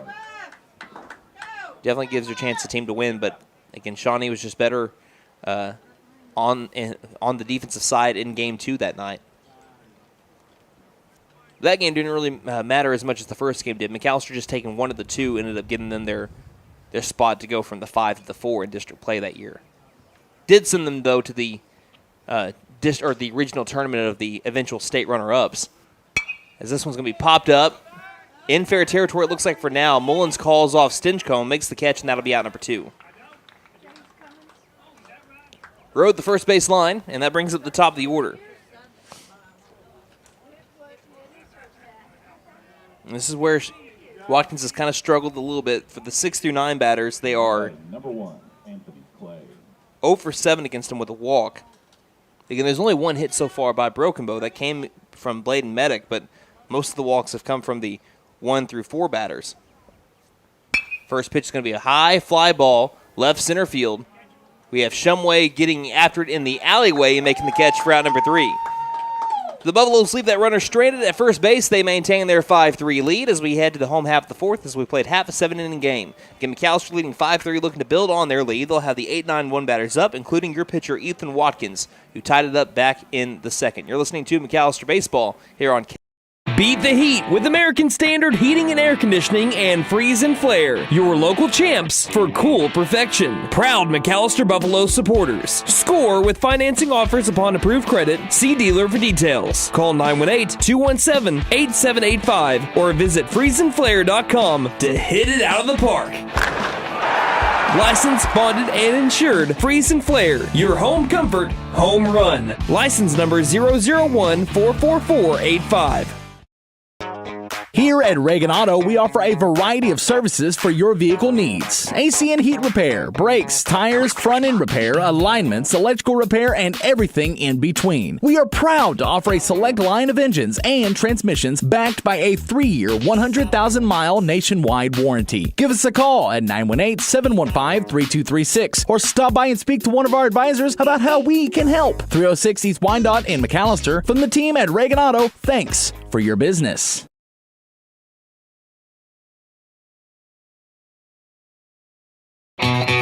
Hey guys, it's Sam from Sam Wampler's Freedom Ford in McAlester and Eufaula. With 2 locations to choose from, we have close to 200 vehicles on the ground and coming in. And with vehicles starting at $29.95, we have something for everyone. And if you need parts or service, we are loading up at both locations to serve you better. Plus, with our mobile service van and our pickup and delivery, we can help you with sales and service no matter where you are. So come see us at Sam Wampler's Freedom Ford in McAlester and Eufaula and let us make it happen for you. Welcome back to Mike Deek Field here in McAlester, Oklahoma. The Buffaloes are up 5-3 over the Broken Bow Savages, and we have a pitching change. Now onto the mound, another lefty, number 21, Crew Pratt. This call to the bullpen brought to you by Jet Tire Service. They have been serving Pittsburgh County and beyond since 1962. They offer 18 major tire brands. Again, Jet Tire Service with your pitching change sponsor. Again, number 21, Crew Pratt, now on the mound for the Savages, a lefty for Broken Bow. Again, back-to-back lefties. I don't think I'm having a hard time remembering McAlester facing one lefty so far this year. Now they face 2 in one game. So it'll be Pratt against Watkins. Watkins has the honors of being the batter to greet Crew Pratt. We'll look at the defensive changes here in just a second, as here's the first pitch to Watkins. Nearly hits him. That'd be ball 1. So from the mound over to center field is the former pitcher Graydon Howell. From center field to left field is Austin Burkhardt. And the left fielder was being DH'd for, as the 1-0 is going to be another hard-hit line drive down the line, but this one's well foul. And the count is now 1-1 on Watkins. The left fielder that was being DH'd for, Jet Johnson, is now back in the dugout. So that's all the defensive changes we have for the Savages here. And we have someone warming up in the McAlester bullpen. Can't tell who it is. I can just see the catcher warming him up. The 1-0 popped up the chute. Looks like it's going to get out of play, though, as the ball tails into the parking lot. And the count is now 1-2 on Watkins. My daughter, who's watching the game with me inside the press box, she's trying to kick a hole through the glass. She's watched most of the game. She's cheering for everybody right now. Here comes the 1-2. Curveball. They're going to call strike 3 on that one. And of course, someone behind home plate did not agree with the call. I don't know if I do either. That looked like it was, I agree, well outside. Yeah. Random fan. And that'll be out number 1. That's a backwards K, and that brings up Jackson Morgan, who has the best walk-up song there is. The first pitch is going to be way high, way outside for ball 1. Natasha Benningfield, Unwritten. Yes. You got to feel the rain on your skin, Jackson.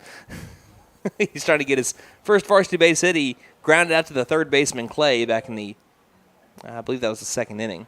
1-0 will be missing outside for ball 2. That looked closer to the zone than the last pitch that was called a strike on Watkins, though. Counts 2-0. Pratt winds and delivers the 2-0 pitch. This one misses outside as well. So it's 3 balls, no strikes. For Morgan, this is his, I believe this is his 6th plate appearance. He's so far 0-2 on the year. With a strikeout, ground out, he's walked twice and also been hit by a pitch. 3-0 count to Morgan, and the delivery is going to miss upstairs. It's a 4-pitch walk to Jackson Morgan for his 3rd walk of the year. And he'll make his way 90 feet over to first base, says, I'm walking here, I'm walking here. Top of the order up for the Buffs.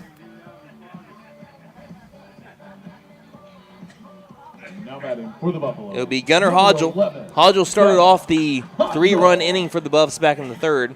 He did get out over at second base on a fielder's choice, but again, he started off the roll for the Buffaloes in the 3rd that eventually gave them the lead. Again, we're in the bottom of the 4th. McAlester is up 5-3 on Broken Bow. Not much of a lead at first by Morgan. The first pitch is the curveball that happened to dive for it was the catcher Medic. And I think you can say safely that just didn't leave the hand of Pratt very well. That went behind the left-handed batter's box. And it's a great play by Medic just to dive for that ball to keep it from going to the backstop. It looked like an easy take a second there for Morgan. Pick off over to first. Just back in the nick of time is Morgan. 1 ball, no strikes. Got to be careful with the lefty up. Again, the lefty will take away the steal a lot, and also always a threat to be able to get you out over at first base on a pickoff. Delivers. This next pitch is up high, too, and the count is 2-0. McAllister's next, again, district games are on Monday, scheduled for that, barring weather. Doubleheader with Dell City starting at 4 o'clock and 6:30 after that. Broken Bow, they don't have a district game until April the 8th, the day of the solar eclipse. You can go out and see that? 2-0 catches the outside corner to Hodgel to move the count to 2-1. I guess so. I guess, yeah. A lot of people, I think it'll be cool, but a lot of people are, in my opinion, I think it's really cool, obviously. A lot of people are losing their minds over the eclipse. It feels like we have one more often than everyone says we do. Well, now, you're not going to have one like this, though, as the 2-1 misses outside and then moves the count to 3-1 here on Hodgel. Now, I understand why people are excited about this one. This one's going to be apparently total, like a total eclipse. You're not going to have another one in the U.S. like this for another 20 years. The next one happens, I believe, 2044 or 2045. 3-1. That's going to be a ball 4 to Gunnar Hodgel. Puts runners at first and second with one down for Caden Less now. Just make sure you get the glasses to wear. Don't worry about that. We're going to have a mound visit and a possible pitching change. We'll take a 30-second break and be back for now. Beat the heat with American Standard Heating and Air Conditioning and Freeze and Flare, your local champs for cool perfection. Proud McAlester Buffalo supporters. Score with financing offers upon approved credit. See dealer for details. Call 918-217-8785 or visit freezeandflare.com to hit it out of the park. Licensed, bonded, and insured. Freeze and Flare, your home comfort, home run. License number 001-44485. Again, bottom of the fourth inning, McAlester is leading 5-3 on the Broken Bow Savages. Runners at first and second after the mound visit. It's Caden Less now, who's over 2 with 2 ground balls to short. One was a 6-3 ground out, the other one a fielder's choice. Aiden Shumway was the McAlester pitcher warming up at the bullpen. And if he does come in, it'll be a straight switch with Ethan Watkins. Bottom of the fourth, Buffalo's up 5-3, trying to expand on their lead. First pitch. This is upstairs for ball 1. And it was a walk to Jackson Morgan and a walk to Gunnar Hodgel, back-to-back walks. And now we're having a mound visit between Medic and Pratt. He's just going to talk, maybe give, if anyone's warming up over here on this right side, which we cannot see, if anyone's warming up for Broken Bow, give him a little bit more time. I kind of wish we had a window over on that side. Kind of cool. Well, we have a built-in window, but that's also where the AC unit's at. Yeah, unless you want to kick it out. Count 1-0 on Less now. And the pitch. This one's high, too. Ball 2.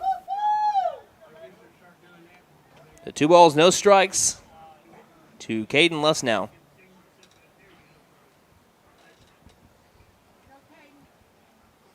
Runners at first and second. Still only 1 out. It's been a lot of pitches for a ball in a row here. And Less now doesn't look like he's going to be swinging. He just shows bunt, pulls back. Well, make sure you remember to pull back. That was kind of close. That was. This is outside for ball 3. In fact, that's a borderline. He still held the bat out. 3 balls, no strikes.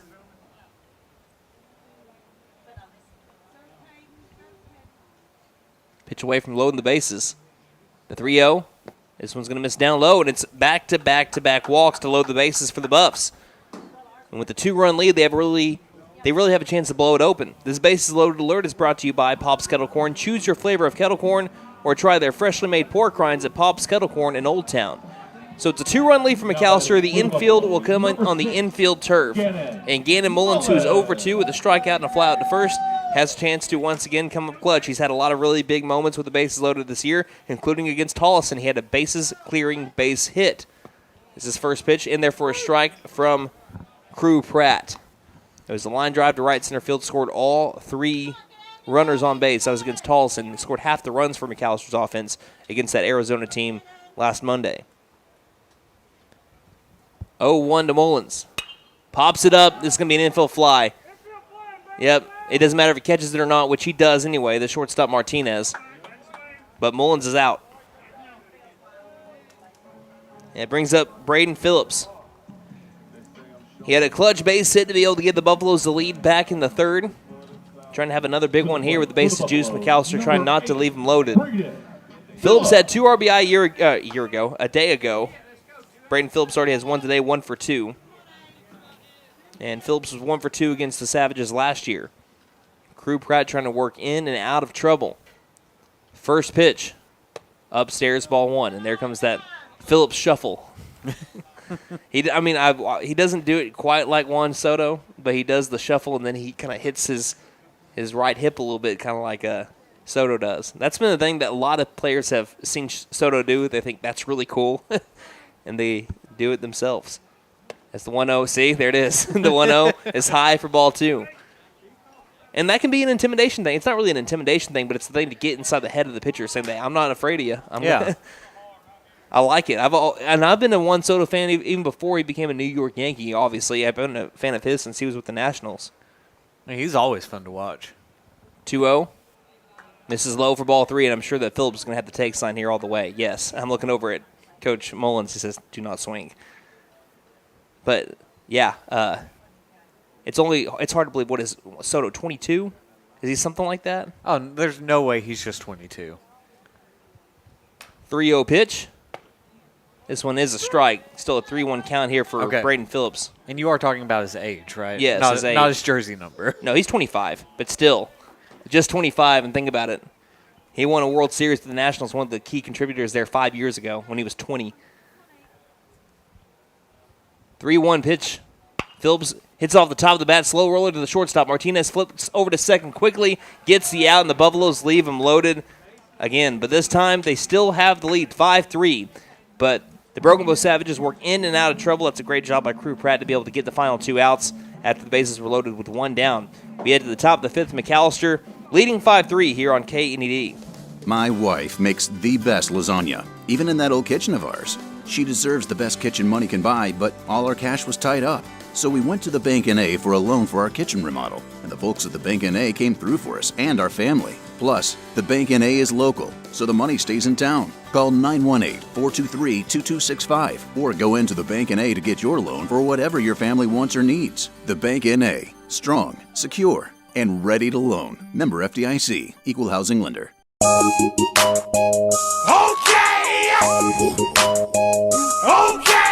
Tire and Auto says come meet our new owner, Dylan Hackler. We're a Michelin dealer and we're stocked up with Cooper, Toyo, Hankook, and Max's Buckshot Mutters and Farm and ATV tires. Tire light on, we can fill your tires with nitrogen. We do brakes, alignments, struts, and oil changes too. You'll appreciate our fast, friendly service. All work's guaranteed and estimates are free. OK Tire and Auto, 801 North 1st, McAlester. Call 918-423-2121. Good luck, Buffs. Have a great season. Fitting Madness is here. So brush up on your free throws and come shoot for TTNL. You get 2 shots. Sink one and we pay for half of your TTNL. Sink both and Fit Nissan pays for all of your TTNL. Hurry up and shoot. Nothing but net. Don't forget to tell them Maddie sent ya. Fenton Nissan is your best deal dealer. Learn more at fentonnissan.com.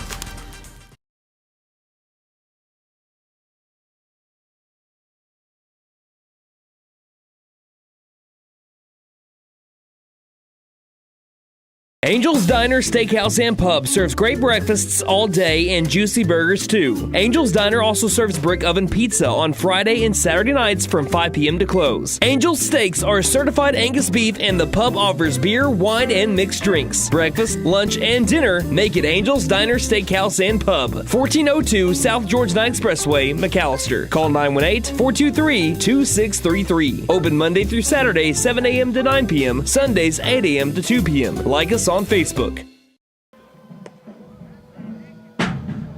And for his 5th inning of work, Ethan Watkins. If he needs help, he did have Aiden Shumway warming up in the bullpen in the previous half inning. It is 5-3, McAlester leading the Broken Bow Savages.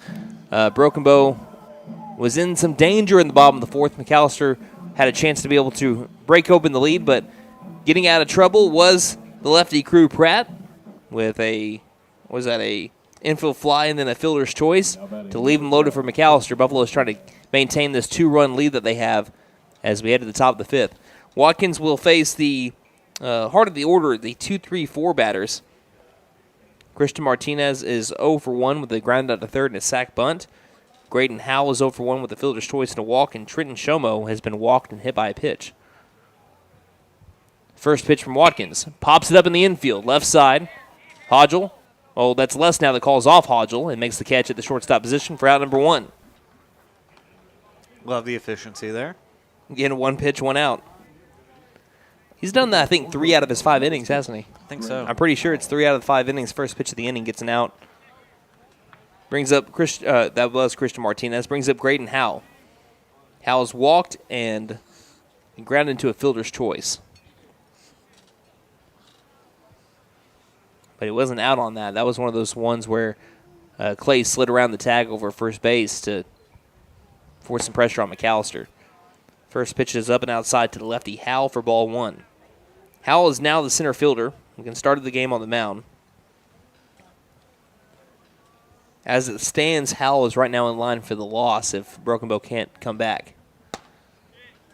This pitch misses up high for ball 2. Now, if they go and tie the game, and McAlester would go on to win it later on, someone else gets lost. But those 2 big innings that the Buffaloes had in the second and third have led to this 5-3 advantage for McAlester. 2-0, popped up left side, but going to get away from anybody that can make a play on this and go where all great baseballs go to die, on top of the Hughes Fieldhouse. It looked like it actually ended up on the other side of the field house. Yeah, it's still going to roll down into one of the gutters. I'm just looking on top of it right now. 1, 2, 3, 4, 5. 5 baseballs right there off first glance as this next one's popped up, this time towards the walking track. And this is why I think everybody that's walking the track should listen to a McAlester baseball game while they're walking the track. Like I said, that transistor radio with you. If you don't know what that is, by the way, we're going to teach you a lesson in radio real quick after this 2-2 pitch from Watkins to Howe. Here it comes. It's going to go behind Howe. Missed the back heel of him, and the count is now 3-2. A transistor radio is just a regular radio. It's one of those little radios that you can buy at Walmart or wherever you can get radios from. And it's a little handheld radio. You just plug in your headphones. There's a headphone slot for it. You can listen to live radio, live play-by-play while you're at the game. 3-2 from Watkins. Ground ball left side again, this time to the shortstop. Les now throws over to first. Got to be quick with it, and got him just in time. Racing down the first base line was Graydon Howe. And that's 2 up, 2 down from Mr. Caden Lustnow. A fly ball and then a ground ball. And that brings up Trenton Shomo. To the plate for Broken Bow, number 9, Trenton Shomo. That's the 4th put out of the day here for Caden Lustnow. Shomo has not recorded an official at bat yet. He has walked and been hit by a pitch. He was Broken Bow's best batter a year ago against McAlester, again going 2 for 3. He accounted for 2 out of the 3 hits for Broken Bow. This first pitch misses upstairs. That's the highest velocity Watkins has brought today. Brought a heater, but it missed up above the Savage script for ball 1. Watkins, he's not bringing as much velocity as he's had in his first couple of years on the mound for McAlester, but he's trying to build himself back up to that, it looks like. As the 1-0 will be fouled straight back for strike 1. Right now he's working on filling the zone, and then once he continues to fill the zone, up the speed. And once he can do that, he's one of the best pitchers in baseball just because of the velocity he can bring. If he can get his curveball working with him too, just a hard guy to hit. 1-1. Curveball popped up shallow right field, having to race in and on his Jordan Clark. Looks to get underneath it, and he does to make the catch for out number 3. Broken Bow goes 3 up, 3 down. In the top of the 5th inning, McAlester will bring it to the plate. Aiden Shumway, Spencer Stinchcomb, and Jackson Lauerman.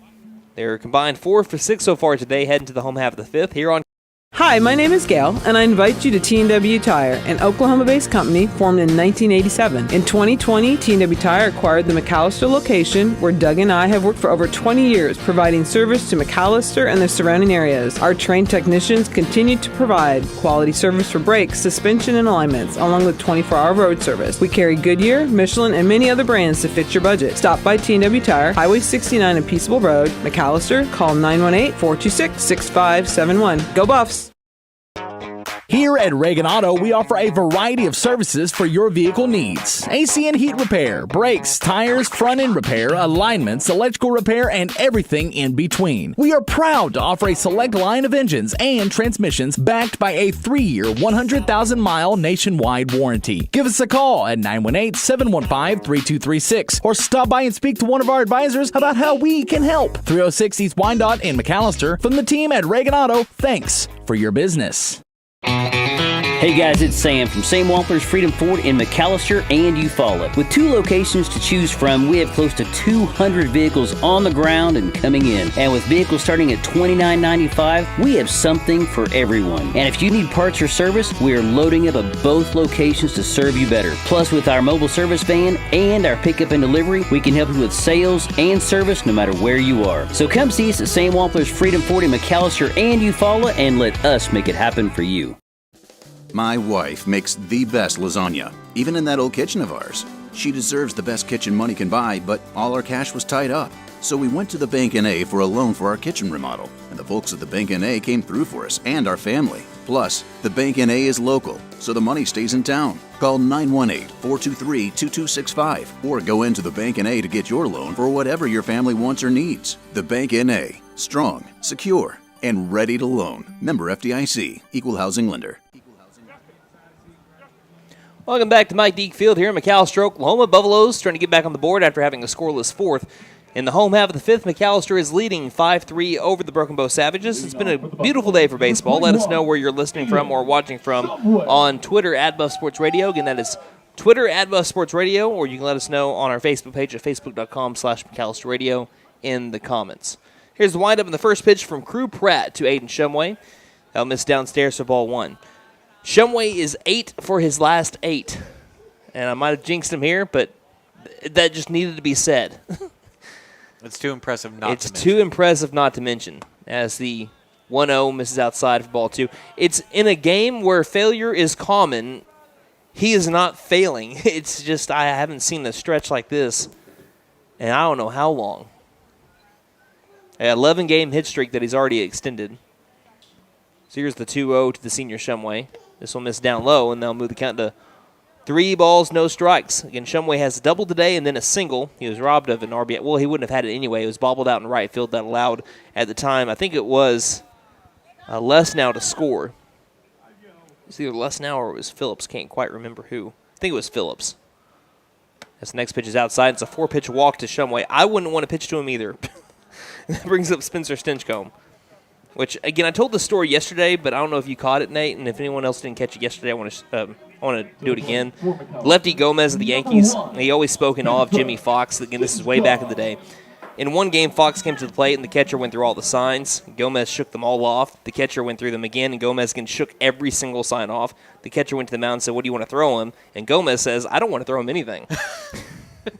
First pitch to Stinchcomb misses up high for ball 1, and then he says, "You have to throw him something." And he goes, "Well, maybe if we just stall long enough, he'll get tired of waiting and leave." Man, if only that worked. Yeah, I'm bored. I'm going to go back to the dugout. Counts 1-0 on Stinchcomb. The pitch. This one's going to bounce, and finally works in the favor of the Buffaloes. A ball that hits off the front of the plate, lands on top of the backstop, and it allows Shumway to get over into scoring position with nobody out. Buffalo's leading 5-3. We were mentioning just a few innings ago how that led to a run scored for Broken Bow to retake the lead in the top of the third off that same pitch. How it hits just off the weirdest, most awkward spot of the plate to bounce like that. It now finally works in favor of the Buffs. I was just saying earlier today, why doesn't McAlester get that bounce? As we have a throw into the outfield, Shumway's going to make his way towards third. Howell will pick it up and fire over to third, and that'll be backhanded by Clay to prevent Shumway from going any further, and he just pops the squad on the third base back. He was sitting like tail completely on the back. I don't blame him. Again, that's going to end up being an E1 to move him over. I think that's our first error. No, that's our second error of the day altogether. As that one fills the zone for strike 1, I believe. 3 balls, 1 strike. Stinchcomb is 2 for 2 with an RBI today. He's seen the ball well. Runner at third with nobody out. McAlester trying to bring him in. Pratt the pitch. 3-1 hard hit ground ball up the middle, base knock. Spencer Stinchcomb. Stay hot, sir. He's 3 for 3 with an RBI. 3 singles for Spencer Stinchcomb today. He's got 2 RBI now on the day. Stinchcomb, the team leader in runs batted in, has 14 on the season. A great day for, once again, Mr. Spencer Stinchcomb. He's now 4 for his last 6. Pick off over to first, and they would have had him, I think, if he made the catch. Because over here on the other side of the press box, I'm hearing some people saying, yeah, he's out. And then they saw the ball late, scoot away from the first baseman, Shomo, and they said, oh, good. Thank goodness. Good pickoff move by Crew Pratt. McAlester up now 6-3 after the RBI single from Stinchcomb. Brings up Jackson Lauerman, who's 0-2. He has struck out and flown out to center field. And we have time called. Oh, they're working with a mic too. Okay, so this might be, I can't really tell with other pitchers. Do you know the new rule, right? There was a rule that came into play last summer, which the NFHS, this is not just an Oklahoma rule, it is a high school baseball rule that with some states adopting the pitch clock, now from the dugout you are allowed to have a mic go from the dugout to the catcher. Okay. So you can actually speak directly to the catcher to get your signs to relay to the pitcher. There were some malfunctions there as that one misses upstairs for ball one on Lauerman. McAlester uses it too. The catch is this. You know, in Major League Baseball, you can have pitch comm that goes from the catcher straight to the pitcher. You cannot have one go to the pitcher. Pitcher cannot have a headset or have an earbud in or anything like that. 1-0, pick off over to first. Gets past the first baseman, Shomo. Stinchcom's going to take second. Will make a turnaround second. He'll try to take third. He's racing towards the third base bag, and he'll get there easily. Standing. Another E1, and McAlester trying to break it open even more, up 6-3 right now. Yeah, that's the kicker. The pitcher cannot get the signs. He still has to get it from the catcher. Okay. But that helps with the speed of the game. You know, like I said, Arizona has a pitch clock. So we didn't know that. We went into the Arizona tournament. We were called for one pitch clock violation, as this one misses up and outside for ball two. Yeah, there's one pitch clock violation, and we had to keep on reminding our pitchers at times, hey, you got to hurry up. You got to throw a pitch. But the weird thing was there's nowhere that the pitcher can see where the pitch clock is at. As the 2-0 is popped up in the infield, left side. Third baseman can't see it. He can't see it. It's going to bounce, and if it goes foul, he touches the ball, though. If he would have let that one go, it would have been a foul ball. The third baseman, Clay, couldn't see it. Martinez couldn't see it. It lands in fair territory. It was going to bounce foul if they would have just let it go. But they touched the ball in fair territory. Leads to an infield single for Jackson Lauerman. A single's a single. It's going to look the same way in the box score. And that brings up Ethan Watkins, who is 1 for 2 with an RBI double. If you're the Broken Bow defense, you got to let that ball go. As this one's popped up and over into the left field area, should be deep enough to be able to bring in the run. Left fielder Burkhart gets underneath it, makes the catch. The throw in from left field is going to be on the line. It's a close play. Sliding it underneath the tag is Spencer Stinchcomb to give the Buffaloes a 7-3 lead. That was a great throw from the left fielder Burkhart, but just not in time is getting underneath the tag. Spencer Stinchcomb staying at first base is Lauerman. One down with the score again 7-3, bottom of the fifth as Jackson Morgan is grounded out to third and walked. Lauerman trying to get a good jump. So here's the first pitch. Curve ball, catches the outside corner, and staying put at first base will be Lauerman. As he waves over to us in the press box. Coach Meadows just shakes his head. Count is 0-1. 7-3 score, McAlester up by 4. Morgan looking for that first varsity hit. He's reached base plenty of times. This one's going to be low for ball 1. Snap throw over to first. Not in time. 1 ball, 1 strike. Gotta love it.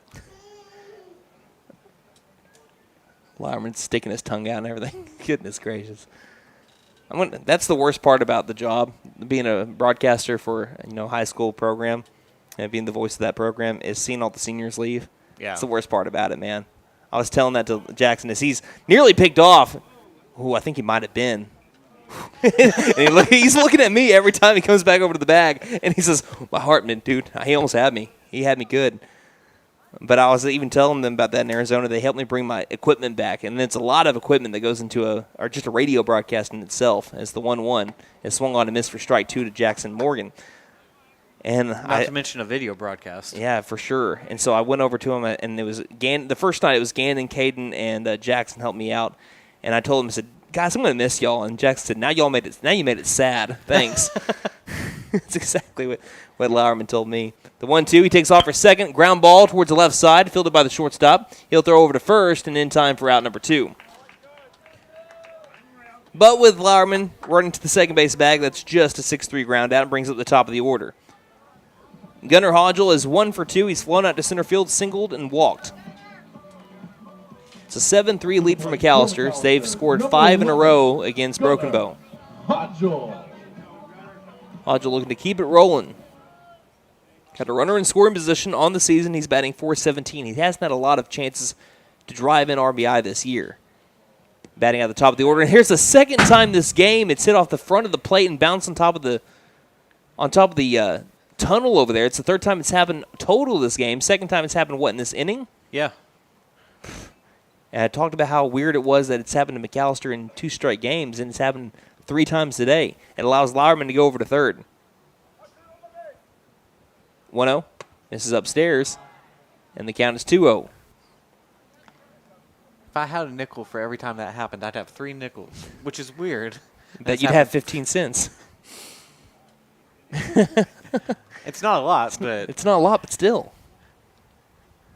2-0, misses down low. Great block by Medic. Makes that look a little bit easy, and he keeps Lauerman at the third base bag and keeps his game at 7-3 instead of 8-3. We'll see if Hodgel has a take sign or if he has the green light. Les now is on deck. 3-0 pitch. This one's going to bounce, and he gets away from the catcher. Here comes Lauerman. Won't be a play at the plate. It is 8-3, and Hodgel will take a turn around first base. As McAllister's on the board again. They put up a 3 spot here in the 5th inning. That might be it for Crew Pratt, the second mound visit that we're seeing, and it looks like it will be a pitching change. We'll take a break and be back with a new pitcher for the Broken Bow Savages here on. Hey guys, it's Sam from Sam Wampler's Freedom Ford in McAlester and Eufaula. With 2 locations to choose from, we have close to 200 vehicles on the ground and coming in. And with vehicles starting at $29.95, we have something for everyone. And if you need parts or service, we are loading up at both locations to serve you better. Plus, with our mobile service van and our pickup and delivery, we can help you with sales and service no matter where you are. So come see us at Sam Wampler's Freedom Ford in McAlester and Eufaula and let us make it happen for you.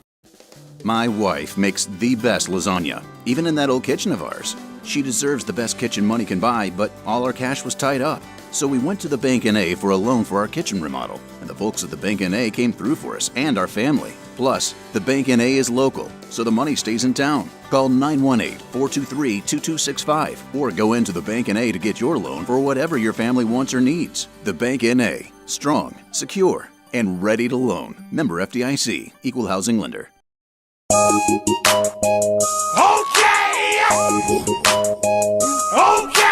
Tire and Auto says come meet our new owner, Dylan Hackler. We're a Michelin dealer and we're stocked up with Cooper, Toyo, Hankook, and Max's Buckshot Mutters and Farm and ATV tires. Tire light on, we can fill your tires with nitrogen. We do brakes, alignments, struts, and oil changes too. You'll appreciate our fast, friendly service. All work's guaranteed and estimates are free. OK Tire and Auto, 801 North 1st, McAlester. Call 918-423-2121. Good luck, Buffs. Have a great season. Fitting Madness is here. So brush up on your free throws and come shoot for TTNL. You get 2 shots. Sink one and we pay for half of your TTNL. Sink both and Fit Nissan pays for all of your TTNL. Hurry up and shoot. Nothing but net. Don't forget to tell them Maddie sent ya. Fit Nissan is your best deal dealer. Learn more at fitnissan.com. Angel's Diner, Steakhouse, and Pub serves great breakfasts all day and juicy burgers too. Angel's Diner also serves brick oven pizza on Friday and Saturday nights from 5 p.m. to close. Angel's Steaks are certified Angus beef and the pub offers beer, wine, and mixed drinks. Breakfast, lunch, and dinner make it Angel's Diner, Steakhouse, and Pub. 1402 South George Knight Expressway, McAlester. Call 918-423-2633. Open Monday through Saturday, 7 a.m. to 9 p.m. Sundays, 8 a.m. to 2 p.m. Like us on Facebook.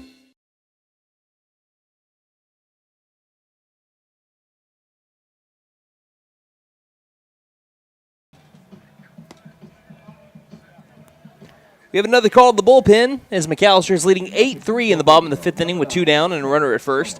This pitching change brought to you by Jet Tire Service. They have been serving Pittsburgh County and beyond since 1962. Jet Tire Service offers 18 major tire brands. Be Caden Less now at the plate, and now onto the mound for the Broken Bow Savages. Number 9, Trenton Shomo. He's from the first base bag over to the mound. The first righty that McAllister's facing today. In his place was the designated hitter Colton Batiste. He is now playing first. Gunnar Hodgels at first. Caden Less now is at the plate. First pitch to Les now. It's going to bounce, and that'll be ball 1. McAllister leading 8-3, looking to keep it going here. Again, they've scored 2 in the second, 3 in the third, 3 in the fifth. 5-run lead for McAllister. Next pitch from Shomo is going to be popped up sky high, shallow center field. Might be trouble. Getting underneath it and making the catch is the center fielder Hal. At first, I didn't know if he could see it because he stopped on a dime, but still makes the catch in time for out number 3. Well, never had to go there in time in the first place, but you know what I mean. 8-3 is the score. McAllister's up by 5 as they've scored 3 runs in the bottom of the 5th. We head to the top of the 6th with the 5-run McAllister advantage here on. Hi, my name is Gail, and I invite you to T&W Tire, an Oklahoma-based company formed in 1987. In 2020, T&W Tire acquired the McAlester location, where Doug and I have worked for over 20 years, providing service to McAlester and the surrounding areas. Our trained technicians continue to provide quality service for brakes, suspension, and alignments, along with 24-hour road service. We carry Goodyear, Michelin, and many other brands to fit your budget. Stop by T&W Tire, Highway 69 and Peaceable Road, McAlester. Call 918-426-6571. Go Buffs! Beat the heat with American Standard Heating and Air Conditioning and Freeze and Flare, your local champs for cool perfection. Proud McAlester Buffalo supporters. Score with financing offers upon approved credit. See dealer for details. Call 918-217-8785 or visit freezeandflare.com to hit it out of the park. Licensed, bonded, and insured. Freeze and Flare, your home comfort, home run. License number 001-44485. Here at Reagan Auto, we offer a variety of services for your vehicle needs. AC and heat repair, brakes, tires, front end repair, alignments, electrical repair, and everything in between. We are proud to offer a select line of engines and transmissions backed by a 3-year, 100,000-mile nationwide warranty. Give us a call at 918-715-3236 or stop by and speak to one of our advisors about how we can help. 306 East Wyandotte in McAlester. From the team at Reagan Auto, thanks for your business. We have Yvonne Alford tuning in saying go Buffs. Rodney Katie Stinchcomb on Facebook giving the flexing of the muscle sign there, saying let's go Buffaloes as well. And also we have Brian tuning in from Florida once more saying listening in once again from Florida, let's get that win Buffaloes. Right now they're up 8-3. It's the top of the 6th inning. Broken Bow's down to their final 6 outs. And Watkins is trying to make sure that they keep it that way as he's in for a 6th inning of work. Up the plate, it's going to be Bladen Medic. I don't think that is Medic. Here's the first pitch. And it misses for ball 1. I can't really tell. Let me see who's that. It's a 0. It's a 0. We have a number 0. One of the first number 0s I've ever seen for high school baseball. That's a new one. We'll see who's hitting now. First pitch. High fly ball, though. Center field, straight over to Aiden Shumway. And it will be caught as he hardly had to move for out number 1. Let's get to the lineup. Number 0, that would have been Braden Williams. To the plate for Broken Bow, number 10, Jackson Lindley. So it's Braden Williams that ended up batting for Bladen Medic, which is weird because he's got the only hit so far today for Broken Bow, and he just got pinch hit for. So Braden Williams lines out to center field, although he did give it a ride. It's the first pitch up high to Lindley, ball 1. Yeah, it was more of a line drive than a fly ball. Lindley is over 2. He struck out swinging and grounded out to short. So we'll see if Williams ends up coming in to catch for him. Or here's a pop-up once again to center field. This one's more towards the right side, though, as it'll be caught by the right fielder Jordan Clark, and that'll be out number 2. So far, working a quick inning here is Ethan Watkins trying to keep it going. He'll face the right fielder, number 13, Paxton O'Neill. So we'll have to keep an eye and see if number 0, Braden Williams, is going to be the catcher when they come back out onto the field in the bottom of the 6th. 2 down, nobody on for Broken Bow. McAlester leading 8-3 top of the 6th inning as his first pitch is swung on and missed for strike 1. O'Neill is over 2 with 2 strikeouts.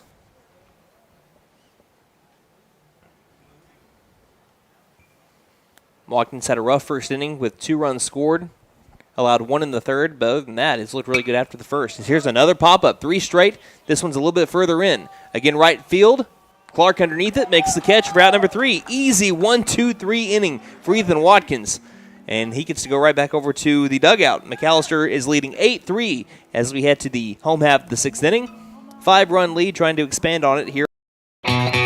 Hey guys, it's Sam from Sam Wampler's Freedom Ford in McAlester and Eufaula. With 2 locations to choose from, we have close to 200 vehicles on the ground and coming in. And with vehicles starting at $29.95, we have something for everyone. And if you need parts or service, we are loading up at both locations to serve you better. Plus, with our mobile service van and our pickup and delivery, we can help you with sales and service no matter where you are. So come see us at Sam Wampler's Freedom Ford in McAlester and Eufaula and let us make it happen for you. My wife makes the best lasagna, even in that old kitchen of ours. She deserves the best kitchen money can buy, but all our cash was tied up. So we went to the Bank N.A. for a loan for our kitchen remodel, and the folks at the Bank N.A. came through for us and our family. Plus, the Bank N.A. is local, so the money stays in town. Call 918-423-2265 or go into the Bank N.A. to get your loan for whatever your family wants or needs. The Bank N.A. Strong, secure, and ready to loan. Member FDIC, Equal Housing Lender.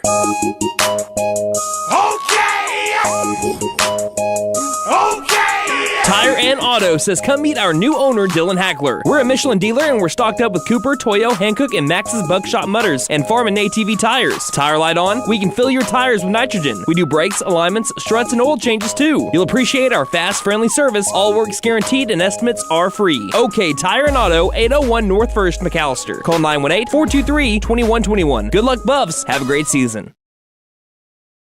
Fitting Madness is here. So brush up on your free throws and come shoot for TTNL. You get 2 shots. Sink one and we pay for half of your TTNL. Sink both and Fit Nissan pays for all of your TTNL. Hurry up and shoot. Nothing but net.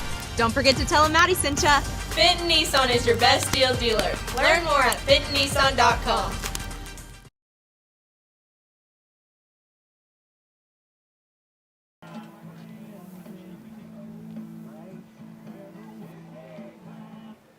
I do believe, if I'm seeing right, that, the new catcher for the Broken Bow Savages is number 0, Braden Williams.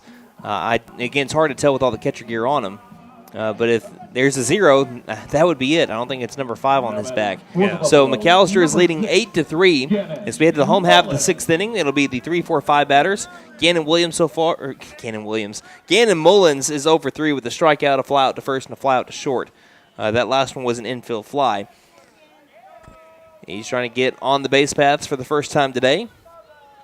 Taking on Trenton Shomo, who entered in the last inning. First pitch popped up. Left side. It's coming in. Left fielder didn't see it off the bat, and now he does and makes the catch. That was kind of iffy all the way through into the glove of Burkhart, but that'll be out number 1. That was getting sky high. At first, he kind of just kept on looking up and down, and then saw it, stopped, made the catch by his hip for out number 1. It was an adventure the whole way through. Yeah, it was. That's the thing about these midday games is that you are battling the sun. You don't have to worry about that as much when you're playing the 4 o'clock, 5 o'clock games because that sun's already starting to set off to your left. There's some clouds up in the sky, but sometimes they're parting with the sun as the first pitch is going to bounce into the catcher Williams for ball 1. Phillips is 1 for 3 with an RBI single.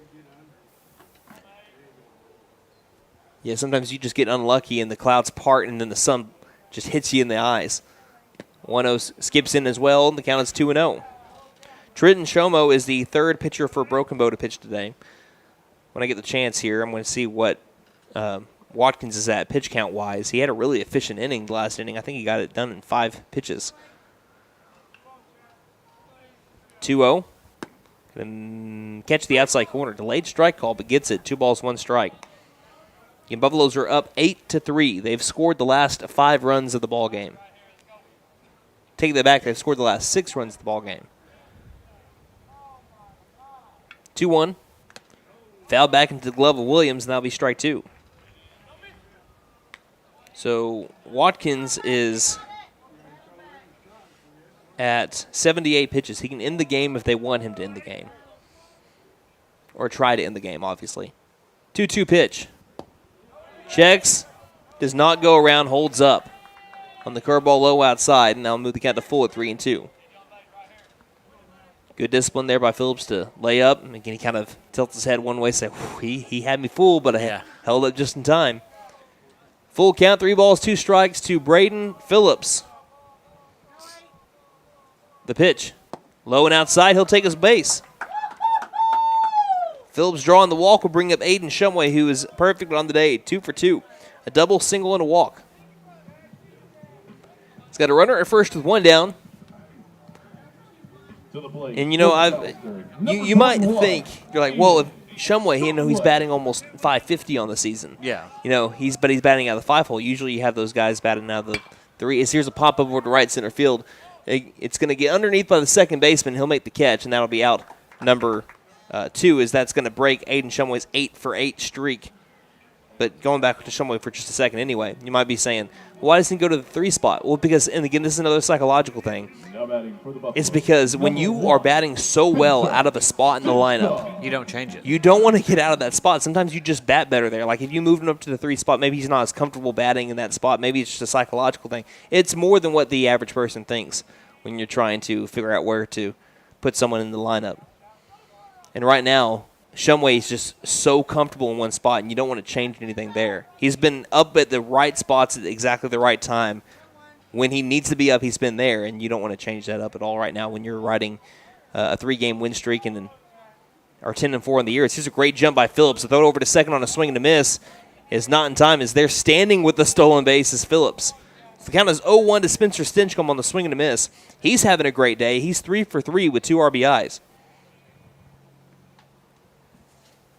And the master with runners in scoring position has a chance to drive in another run. 2 down, bottom of the 6th inning. McAlester leading 8-3. And the pitch. This one fills the zone, and it's strike 2. And coming into today, Stinchcomb's 526 with runners in scoring. That's 77% of his hits. He was described at the time when he hit the game winner against Edison Prep by Jackson Lauerman as McAllister's most clutch hitter at the time. Runner takes off for third, but this one's going to be swung on and missed. It gets away from the catcher. They'll have to throw over to first. They'll take their time, throw to first, and it will be just in time, as staying on the bag is the first baseman, Batiste, stretching to make the catch for out number 3. So we head to the top of the 7th for Broken Bow. They're going to try to put on their rally caps to at least tie the game to try to bring this to the bottom of the 7th. McAllister trying to end it here. We'll see if Watkins tries to finish what he started or we'll go to the pin. We'll find that out here in the next couple of minutes. But again, McAllister leading 8-3 on Angel's Diner, Steakhouse, and Pub serves great breakfasts all day and juicy burgers too. Angel's Diner also serves brick oven pizza on Friday and Saturday nights from 5 p.m. to close. Angel's Steaks are certified Angus beef, and the pub offers beer, wine, and mixed drinks. Breakfast, lunch, and dinner make it Angel's Diner, Steakhouse, and Pub. 1402 South George 9 Expressway, McAlester. Call 918-423-2633. Open Monday through Saturday, 7 a.m. to 9 p.m. Sundays, 8 a.m. to 2 p.m. Like us on Facebook. Hi, my name is Gail, and I invite you to T&W Tire, an Oklahoma-based company formed in 1987. In 2020, T&W Tire acquired the McAlester location, where Doug and I have worked for over 20 years, providing service to McAlester and the surrounding areas. Our trained technicians continue to provide quality service for brakes, suspension, and alignments, along with 24-hour road service. We carry Goodyear, Michelin, and many other brands to fit your budget. Stop by T&W Tire, Highway 69 and Peaceable Road, McAlester. Call 918-426-6571. Go Buffs! Beat the heat with American Standard Heating and Air Conditioning and Freeze and Flare, your local champs for cool perfection. Proud McAlester Buffalo supporters. Score with financing offers upon approved credit. See dealer for details. Call 918-217-8785 or visit freezeandflare.com to hit it out of the park. Licensed, bonded, and insured. Freeze and Flare, your home comfort, home run. License number 001-44485. Well, after being a relief pitcher nearly in his entire varsity pitching career, and that's spanning the course of 4 years, the senior Ethan Watkins in his second varsity start on the bump, trying to go the distance. The furthest he's went in the game is 5 1/3, and he's trying to go the full 7 innings today. He's at 78 pitches, so he's got plenty of pitches to use. It'll be Colton Batiste, Austin Burkhart, Anthony Clay, 8-9-1 for Broken Bow, with the Savages down 5. Watkins trying to finish what he started here in the top of the 7th inning. 8-3 our score. First pitch from Watkins. Popped up. We'll see if it comes back. Mullins chasing it, and it will land right on top of the press box, just on the very edge. Strike one. Heard that more than I saw it.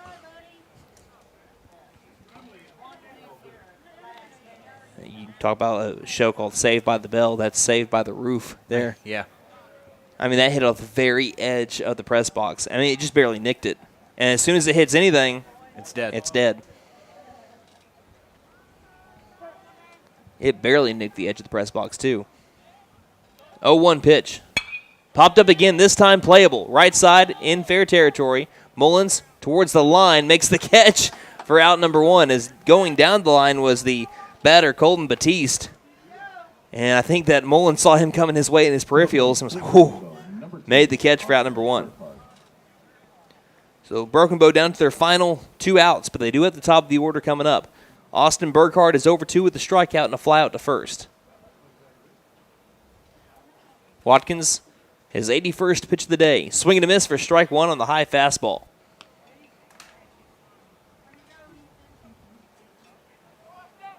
There have been 3 errors today by the Savages. McAlester trying to continue to play a clean game as this one's going to be swung on and missed for strike 2. Count 0-2 on Burkhardt.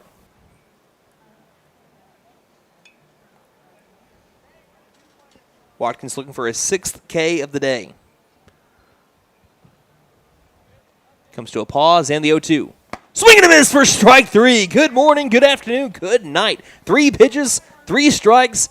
Broken Bow down to their final out. Got him swinging with the cheddar. And we go to the top of the order. Anthony Clay has put the ball in play. Both times that he's done so, made contact, he's walked in between a fly out to second and a fly out to center field. A lot of fly outs today. First pitch with 2 down is going to miss upstairs for ball 1.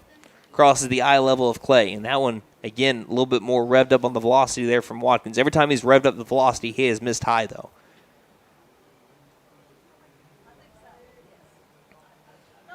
One-0. Line drive, left field, going deep. Lauerman tracking it down. It's going to be over his head. That's only the 2nd hit of the game for the Savages, and it's going to be an extra base hit. Lauerman gets it in quickly, but it's going to be a stand-up double for Anthony Clay with still 1 out left. Buffalo's still okay. Up by 5. Brings up Christian Martinez. That is the first hit for the Savages since the 1st inning. Since the 5th batter of the game. Brings up Martinez, who is 0-2. He's grounded out to third, flown out to short, and laid out in a sac bunt in between. Got a runner at second. McAlester is up 8-3 on Broken Bow. Top of the 7th, 2 down. First pitch, curveball. That's what he's wanted all day long, and he gets it here in the 7th. Inside corner, strike 1. Martinez didn't like the call. But that was a good spot. And then Phillips kind of shaking his head, says, it was there. Here's the 0-1 pitch. Another hard hit line drive over to left field. This one's going to one-hop into Lauerman. They're going to hold up the runner over at third. It's bobbled by Lauerman. Now they try going home with it. The throw to home is going to be cut off by Hodgel. There's no play there, and that'll be a single, and then coming home on the E7 is Anthony Clay. So now that makes it a 4-run game on back-to-back base hits after not having one for 5 innings in a row. Now batting, number 6, Graydon Howell. So now Graydon Howell. He's 0-2. He's walked. Fielder's choice, grounded out to short. And this is the Savage meat of the lineup. This is their chance to come back. First pitch, swings and fouls it back for strike 1. We just got to shake it off up there on the mound, get this last out, and walk away with the win. And really what it's been is Watkins has left his last 2 pitches. I mean, he wants to go higher with the pitches than he's been, and it's been right at the letters. Easy drives out to the outfield with the fastball. 0-1. Curveball, swing and a miss for strike 2. Broken Bow down to their final strike. And it's the pitcher Watkins against the starting pitcher of this game for Broken Bow, Graydon Howell, who's now in center field. Watkins, the 0-2 pitch. Fastball, thought about it, pulled back after it crossed eye level for ball 1. But if that shows me anything is if you get that a little bit lower, he's going to chase after it. because he gave a little bit of a thought to it. We'll see what Watkins does on the 1-2 pitch. Here it is. He goes back to change the eye level and misses low. Down the turf, 2 balls, 2 strikes. Again, this is what Watkins has been working with really all of 7 innings. Go high, go low. Go high, go low. So if he goes high again, that would fit the pattern. 2-2. And he does, but it misses high and outside. That's ball 3. 8-4 game. Trenton Shomo is on deck. Again, he was the best batter for Broken Bow a year ago against McAlester. That was a 4-run victory, 6-2. The 3-2 pitch, runner takes off. Line drive right side. It's going to actually be up the middle of the field. And slipping at second base, Shumway throws back over to second, and that's back-to-back-to-back base hits for Broken Bow.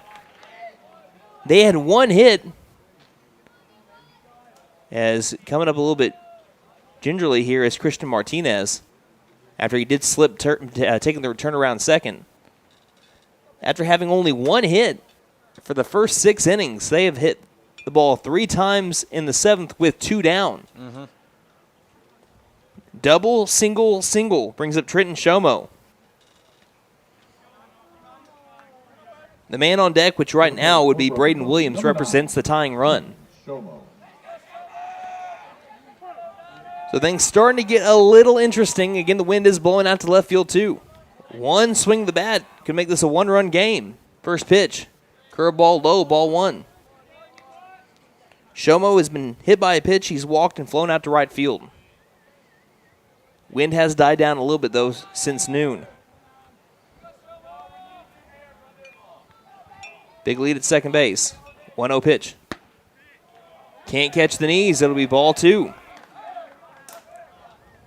If Shomo gets on base,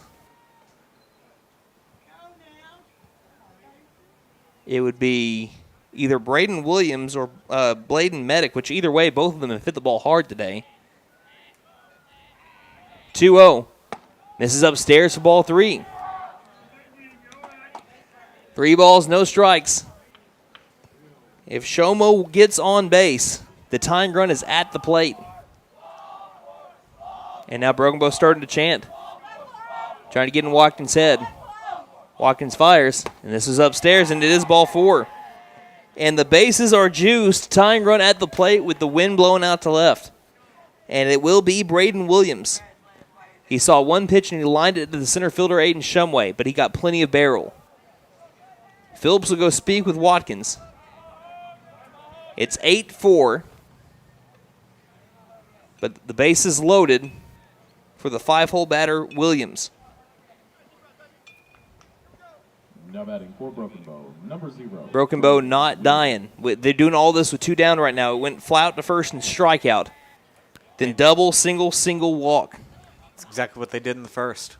First pitch hits them, and it brings in a run. Tying run is on the base paths. RBI hit by pitch.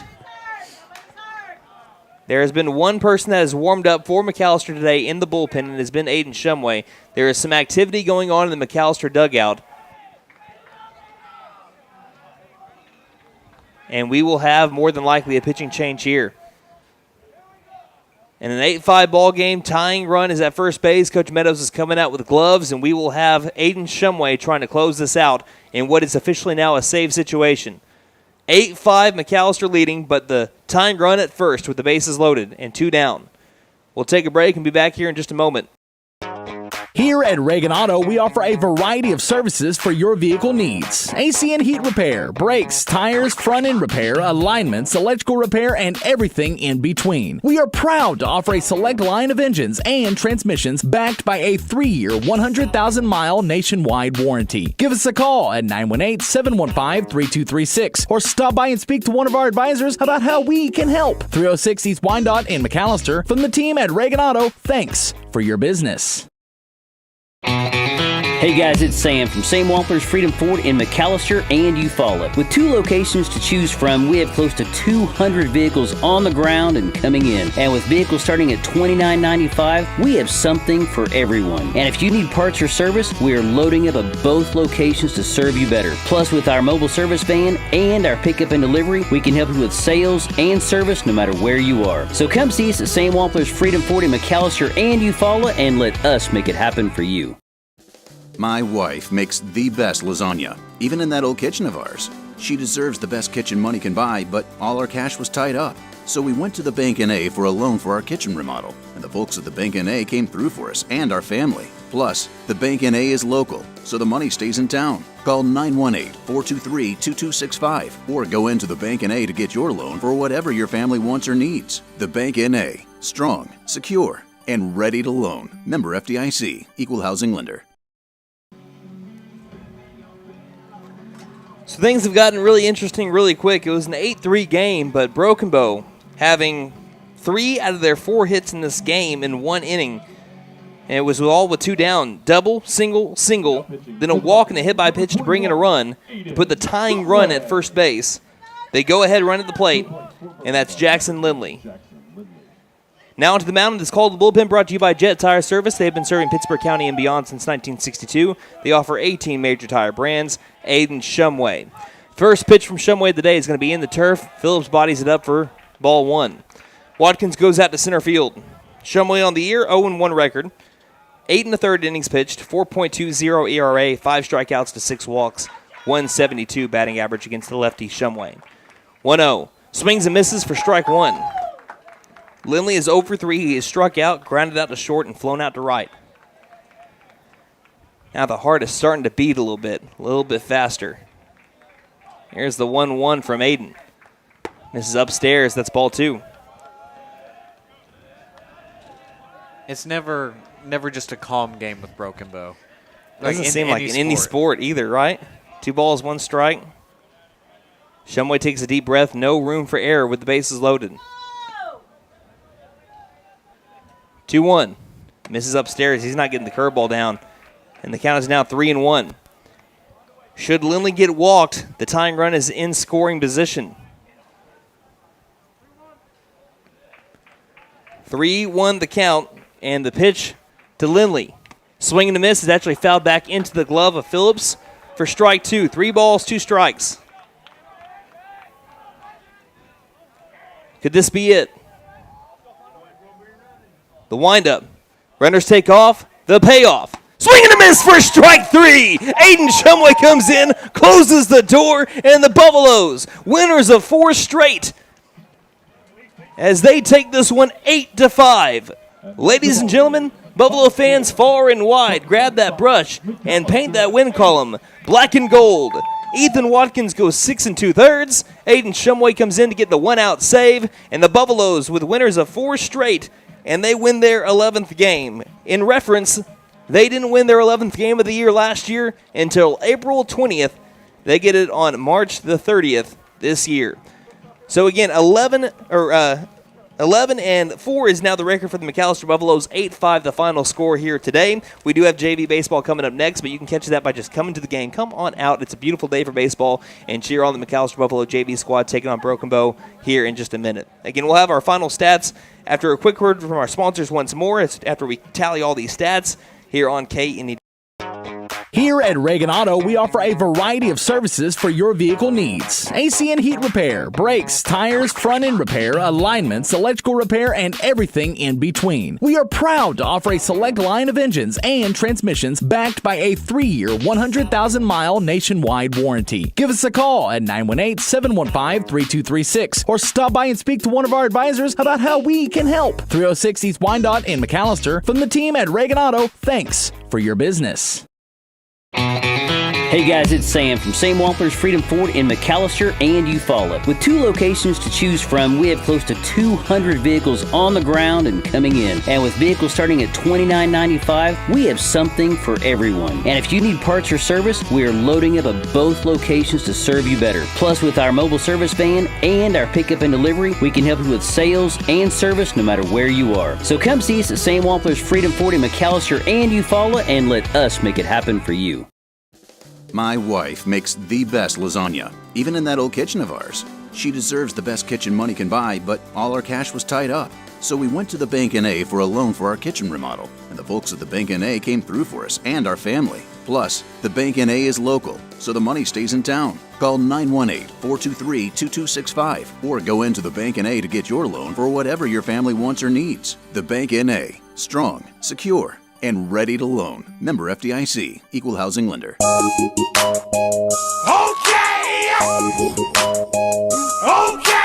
Tire and Auto says come meet our new owner, Dylan Hackler. We're a Michelin dealer and we're stocked up with Cooper, Toyo, Hankook, and Max's Buckshot Mutters and Farm and ATV tires. Tire light on, we can fill your tires with nitrogen. We do brakes, alignments, struts, and oil changes too. You'll appreciate our fast, friendly service. All work's guaranteed and estimates are free. OK Tire and Auto, 801 North 1st, McAlester. Call 918-423-2121. Good luck, Buffs. Have a great season. Fitting Madness is here. So brush up on your free throws and come shoot for TTNL. You get 2 shots. Sink one and we pay for half of your TTNL. Sink both and Fit Nissan pays for all of your TTNL. Hurry up and shoot. Nothing but net. Don't forget to tell them Maddie sent ya. Fitton Nissan is your best deal dealer. Learn more at fittonnissan.com. Angel's Diner, Steakhouse, and Pub serves great breakfasts all day and juicy burgers too. Angel's Diner also serves brick oven pizza on Friday and Saturday nights from 5 p.m. to close. Angel's Steaks are certified Angus beef and the pub offers beer, wine, and mixed drinks. Breakfast, lunch, and dinner make it Angel's Diner, Steakhouse, and Pub. 1402 South George Knight Expressway, McAlester. Call 918-423-2633. Open Monday through Saturday, 7 a.m. to 9 p.m. Sundays, 8 a.m. to 2 p.m. Like us on Facebook.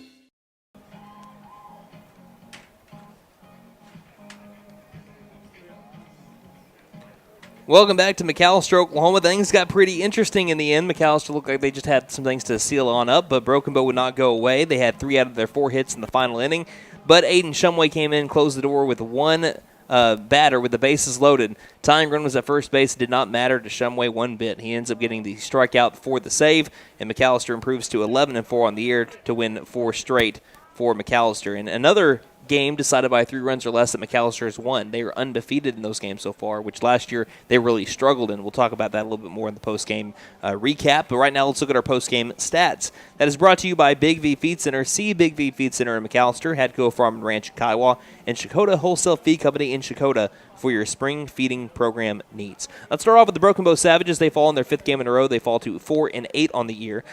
Anthony Clay went 1 for 3 with a double in his final at-bat and a walk in there as well. Christian Martinez went 1 for 3 with a single in his final at-bat and a sac bunt.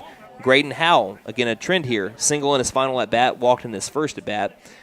Trenton Shomo went 0 for 1 with 2 walks and a hit by pitch. His only ball put in play was a fly out to right field. Bladen Maddox, for the longest time, had the only hit for the Savages in the first inning, a 2 RBI double down the line. He went 1 for 2 with the, again, 2 RBI double. Braden Williams came in for him. He was 0 for 1 with a line out to center field and an RBI hit by pitch with the bases loaded. That was the run that the Savages scored in the 7th inning. Jackson Lindley went 0 for 4 with 2 strikeouts. Paxton O'Neill went 0 for 3 with 2 strikeouts. Colton Batiste went 0 for 2. Austin Burkhart went 0 for 3. There were 7 strikeouts by the Broken Bow Savages, none from the top 4 batters. The top 4 batters accounted for 3 out of the 4 hits, and the 5 through 9 batters for the Savages accounted for all 7 strikeouts. But McAlester did damage defensively when they got to that part of the order. There are 4 hits total for Broken Bow. There were 4 strikeouts total between Graydon Howell, Crew Pratt, and Trenton Shomo. 6 free passes given up by the Broken Bow Savages, whether that be walks or hit by pitches, and 3 errors by Broken Bow today. McAlester, they improved to 11-4 on the year. And again, as I mentioned before we went to break, it took them till April 20th to get to their 11th win last season, and they get it here almost a full month ahead of schedule. So looking really good to start off the year. But again, the biggest part of the schedule is coming up in April. You got Sepulpa, you've got Tahlequah, you've got Coweta, all coming up. You've got some big-time 5A tournaments. You have the 5A shootout here in McAlester. You have the Noble Festival where you're going to get to see Norman and Choctaw and teams like that. You're about to take on some of the best teams that you faced all year in the second part of your schedule, but it's good for McAlester to get into a rhythm, to get to rolling right now, to be able to get to that part with some confidence. Let's look at how McAlester looked 1 through 9. Today, third baseman Gunnar Hodgel, in his first day batting out of the leadoff spot this season, went 1 for 2 with a single and 2 walks. Caden Less now went 0 for 3. That ends up breaking his 4-game hit streak, and now he has hits in 10 out of his last 12. Braden Phillips went 1 for 3 with an RBI. That RBI at the time gave the Buffaloes the lead, and that was back in the third inning, and they never looked back. Aiden Shumway went 2 for 3. He improves his hit streak to 11 games in a row, but his 8 for 8 hit streak was snapped in the final at bat for him, flew out to second base. But how many people gets hits in 8 straight at bats? I mean, that would be pretty impressive. He's 9 for his last 10, though. That's what's wild about Aiden Shumway. He's batting .900 in his last 10 at-bats. Spencer Stinchcomb had a heck of a day, the best batter today for the Buffs. He went 3 for 4 with 2 RBIs. Jackson Lauerman was 1 for 3. Ethan Watkins 1 for 2 with an RBI double that got the scoring really started for McAlester if you don't count the balk. And Jackson Morgan went 0 for 2 in his first varsity start, being the designated hitter today for McAlester out of the 9 spot. He grounded out to short, grounded out to third, and walked as well. Ethan Watkins does get the win, pitching in 6 2/3. And like I said, there were moments where it got kind of dicey, but he, again, allowed 2 runs in the first, allowed 1 run in the third, 1 run in the 7th. Again, that's only his second start of his entire varsity career, and to be able to go nearly the distance, pretty impressive today for Ethan. And to, I think, in my opinion, a sign of good things to come for him on the mound this year, because the worry that you had with him to start off the season is 4 1/3. He walked 7 batters, and he hit a couple more in his 4 1/3 innings. So to see him be able to buckle down, throw strikes, and get himself to the 7th inning to get a win against a Broken Bow team that's beaten Poto twice, both in extra innings, that's a pretty good showing for Ethan Watkins. And like I said, he was kind of laying off the velocity a little bit to be able to fill the zone a little bit more, but that as the game started going on and he started to get his confidence with filling the zone, the velocity started to ramp up. So it's still there, and he's just finding a way right now to be able to match the confidence of throwing the strikes with the velocity. And once that gets back to where it's going to be, McAllister's going to have a really big weapon when it comes time for Tahlequah and Coweta and Sapulpa. But you saw Ethan make big strides today. He struck out 6. Looks like he gave up, he gave up the 7 passes today, a couple of hit by pitches, a few walks, and there was 1 error by McAlester, but that was in the 7th inning. Aiden Shumway does get the save. It's the 3rd save this year for the McAlester Buffaloes, all by a different pitcher. So Shumway gets the 1-out save, and it leads to McAlester getting their 7th strikeout. His 6th strikeout of the season, and McAllister's 11th win. So, Nate, I'm going to let you have a little bit of time right here to explain what you saw, your final analysis of today's game. Well, like you said, it was a great offensive performance by McAlester. And really on the pitching side, after the first inning and not counting the 7th inning, that was as good as we've seen McAlester pitch in quite a while. And I mean, I think the defense had, maybe 1-2 errors? They had 1 error today. And that came in the 7th inning, right? Yeah, it was in the 7th, and it was just a little bobble out in left field that allowed a run to score. Yeah, anytime you play defense that well and pitch that well, and your offense is able to do really anything, you're going to win a lot of those games. Well, considering you had a stretch of 3 games in a row, so you had a stretch of that was the last 3 games of the Arizona tournament. The first 8 games of the year, McAlester had 10 errors altogether. Right. In the last 3 games of the Arizona Festival, you had 12 errors in 3 games. And then since then, you've played 4 games. You've only had 3 errors in 4 games. So they've gotten back to filling the ball well. And, again, that's just simple baseball. And they can it's harder than it looks a lot, too. Oh, yeah. Fielding a ground ball, throwing across over to first. But those were plays that McAlester was messing up with in Arizona. This week has showed me that they've improved on that. They put that in the rear view. They're starting to throw strikes again, which they really, outside of Caden Less now, at times Max Harmon, at times Jackson Lauerman, outside of those guys, some of the guys that you're used to counting on that have been throwing some balls early on in the year, they have struggled to begin the season with the strike zone. They have done well in this week. Gannon Mullins had a good bounce back. Again, even though it was against Tulsa Memorial, he was throwing strikes. He wasn't walking anybody. He was throwing strikes, getting outs, had a 13 strikeout day. So Mullins looked a whole lot better this week. Lauerman has thrown strikes all season long. He's looked really good when it comes there. And, of course, Caden Less now is having an unreal year, -1 ERA. I think he's at .74 ERA. It is insanely low what Caden Lesnow is doing so far for the Buffs. But you've had Ethan Watkins. This was exactly what he needed with a great bounce-back day. Lauerman went a strong 5 innings last night. It was a good week for McAlester. Anytime that you can say we played 4 games in a week and we went 4-0, it's a really good week for McAlester. I don't care who you're playing. Were there times in this game that McAlester could have expanded their lead? Yes, they left the bases loaded again. But they still did what it took to win, and they know how to win close games, which last year you could not say that. Last year, McAlester really struggled in close games. 61% of McAllister's games were decided by 3 runs or less last year. That's a whole lot of close games. They were 8-15 in those games. 8-15. But in the last 8 games, decided by 3 runs or less. This is where you're starting to see the maturity and the team grow. McAlester won 5 out of their last 8 games decided by that margin. And now, so if you want to go back to the last 12, McAlester is 9-3. Yes, 9-3 in their last 12 games, dating back to last year with games decided by 3 runs or less. That's pretty good. That's showing that last year they learned how to adapt in close situations. They didn't let the pressure get to them, and they're not letting the pressure get to them this year when you're returning 7 starters. They've been there before. You're starting to see it in their play, and you're hoping that it carries on into April, because April was a bad month for McAlester last year. Yeah. I mean, starting day 1, first day of April, they lost 13 games in a row. They know that's in the back of their head, but they may not. They might have watched it and said, this is a brand new season. Let's go ahead and let's just win every game.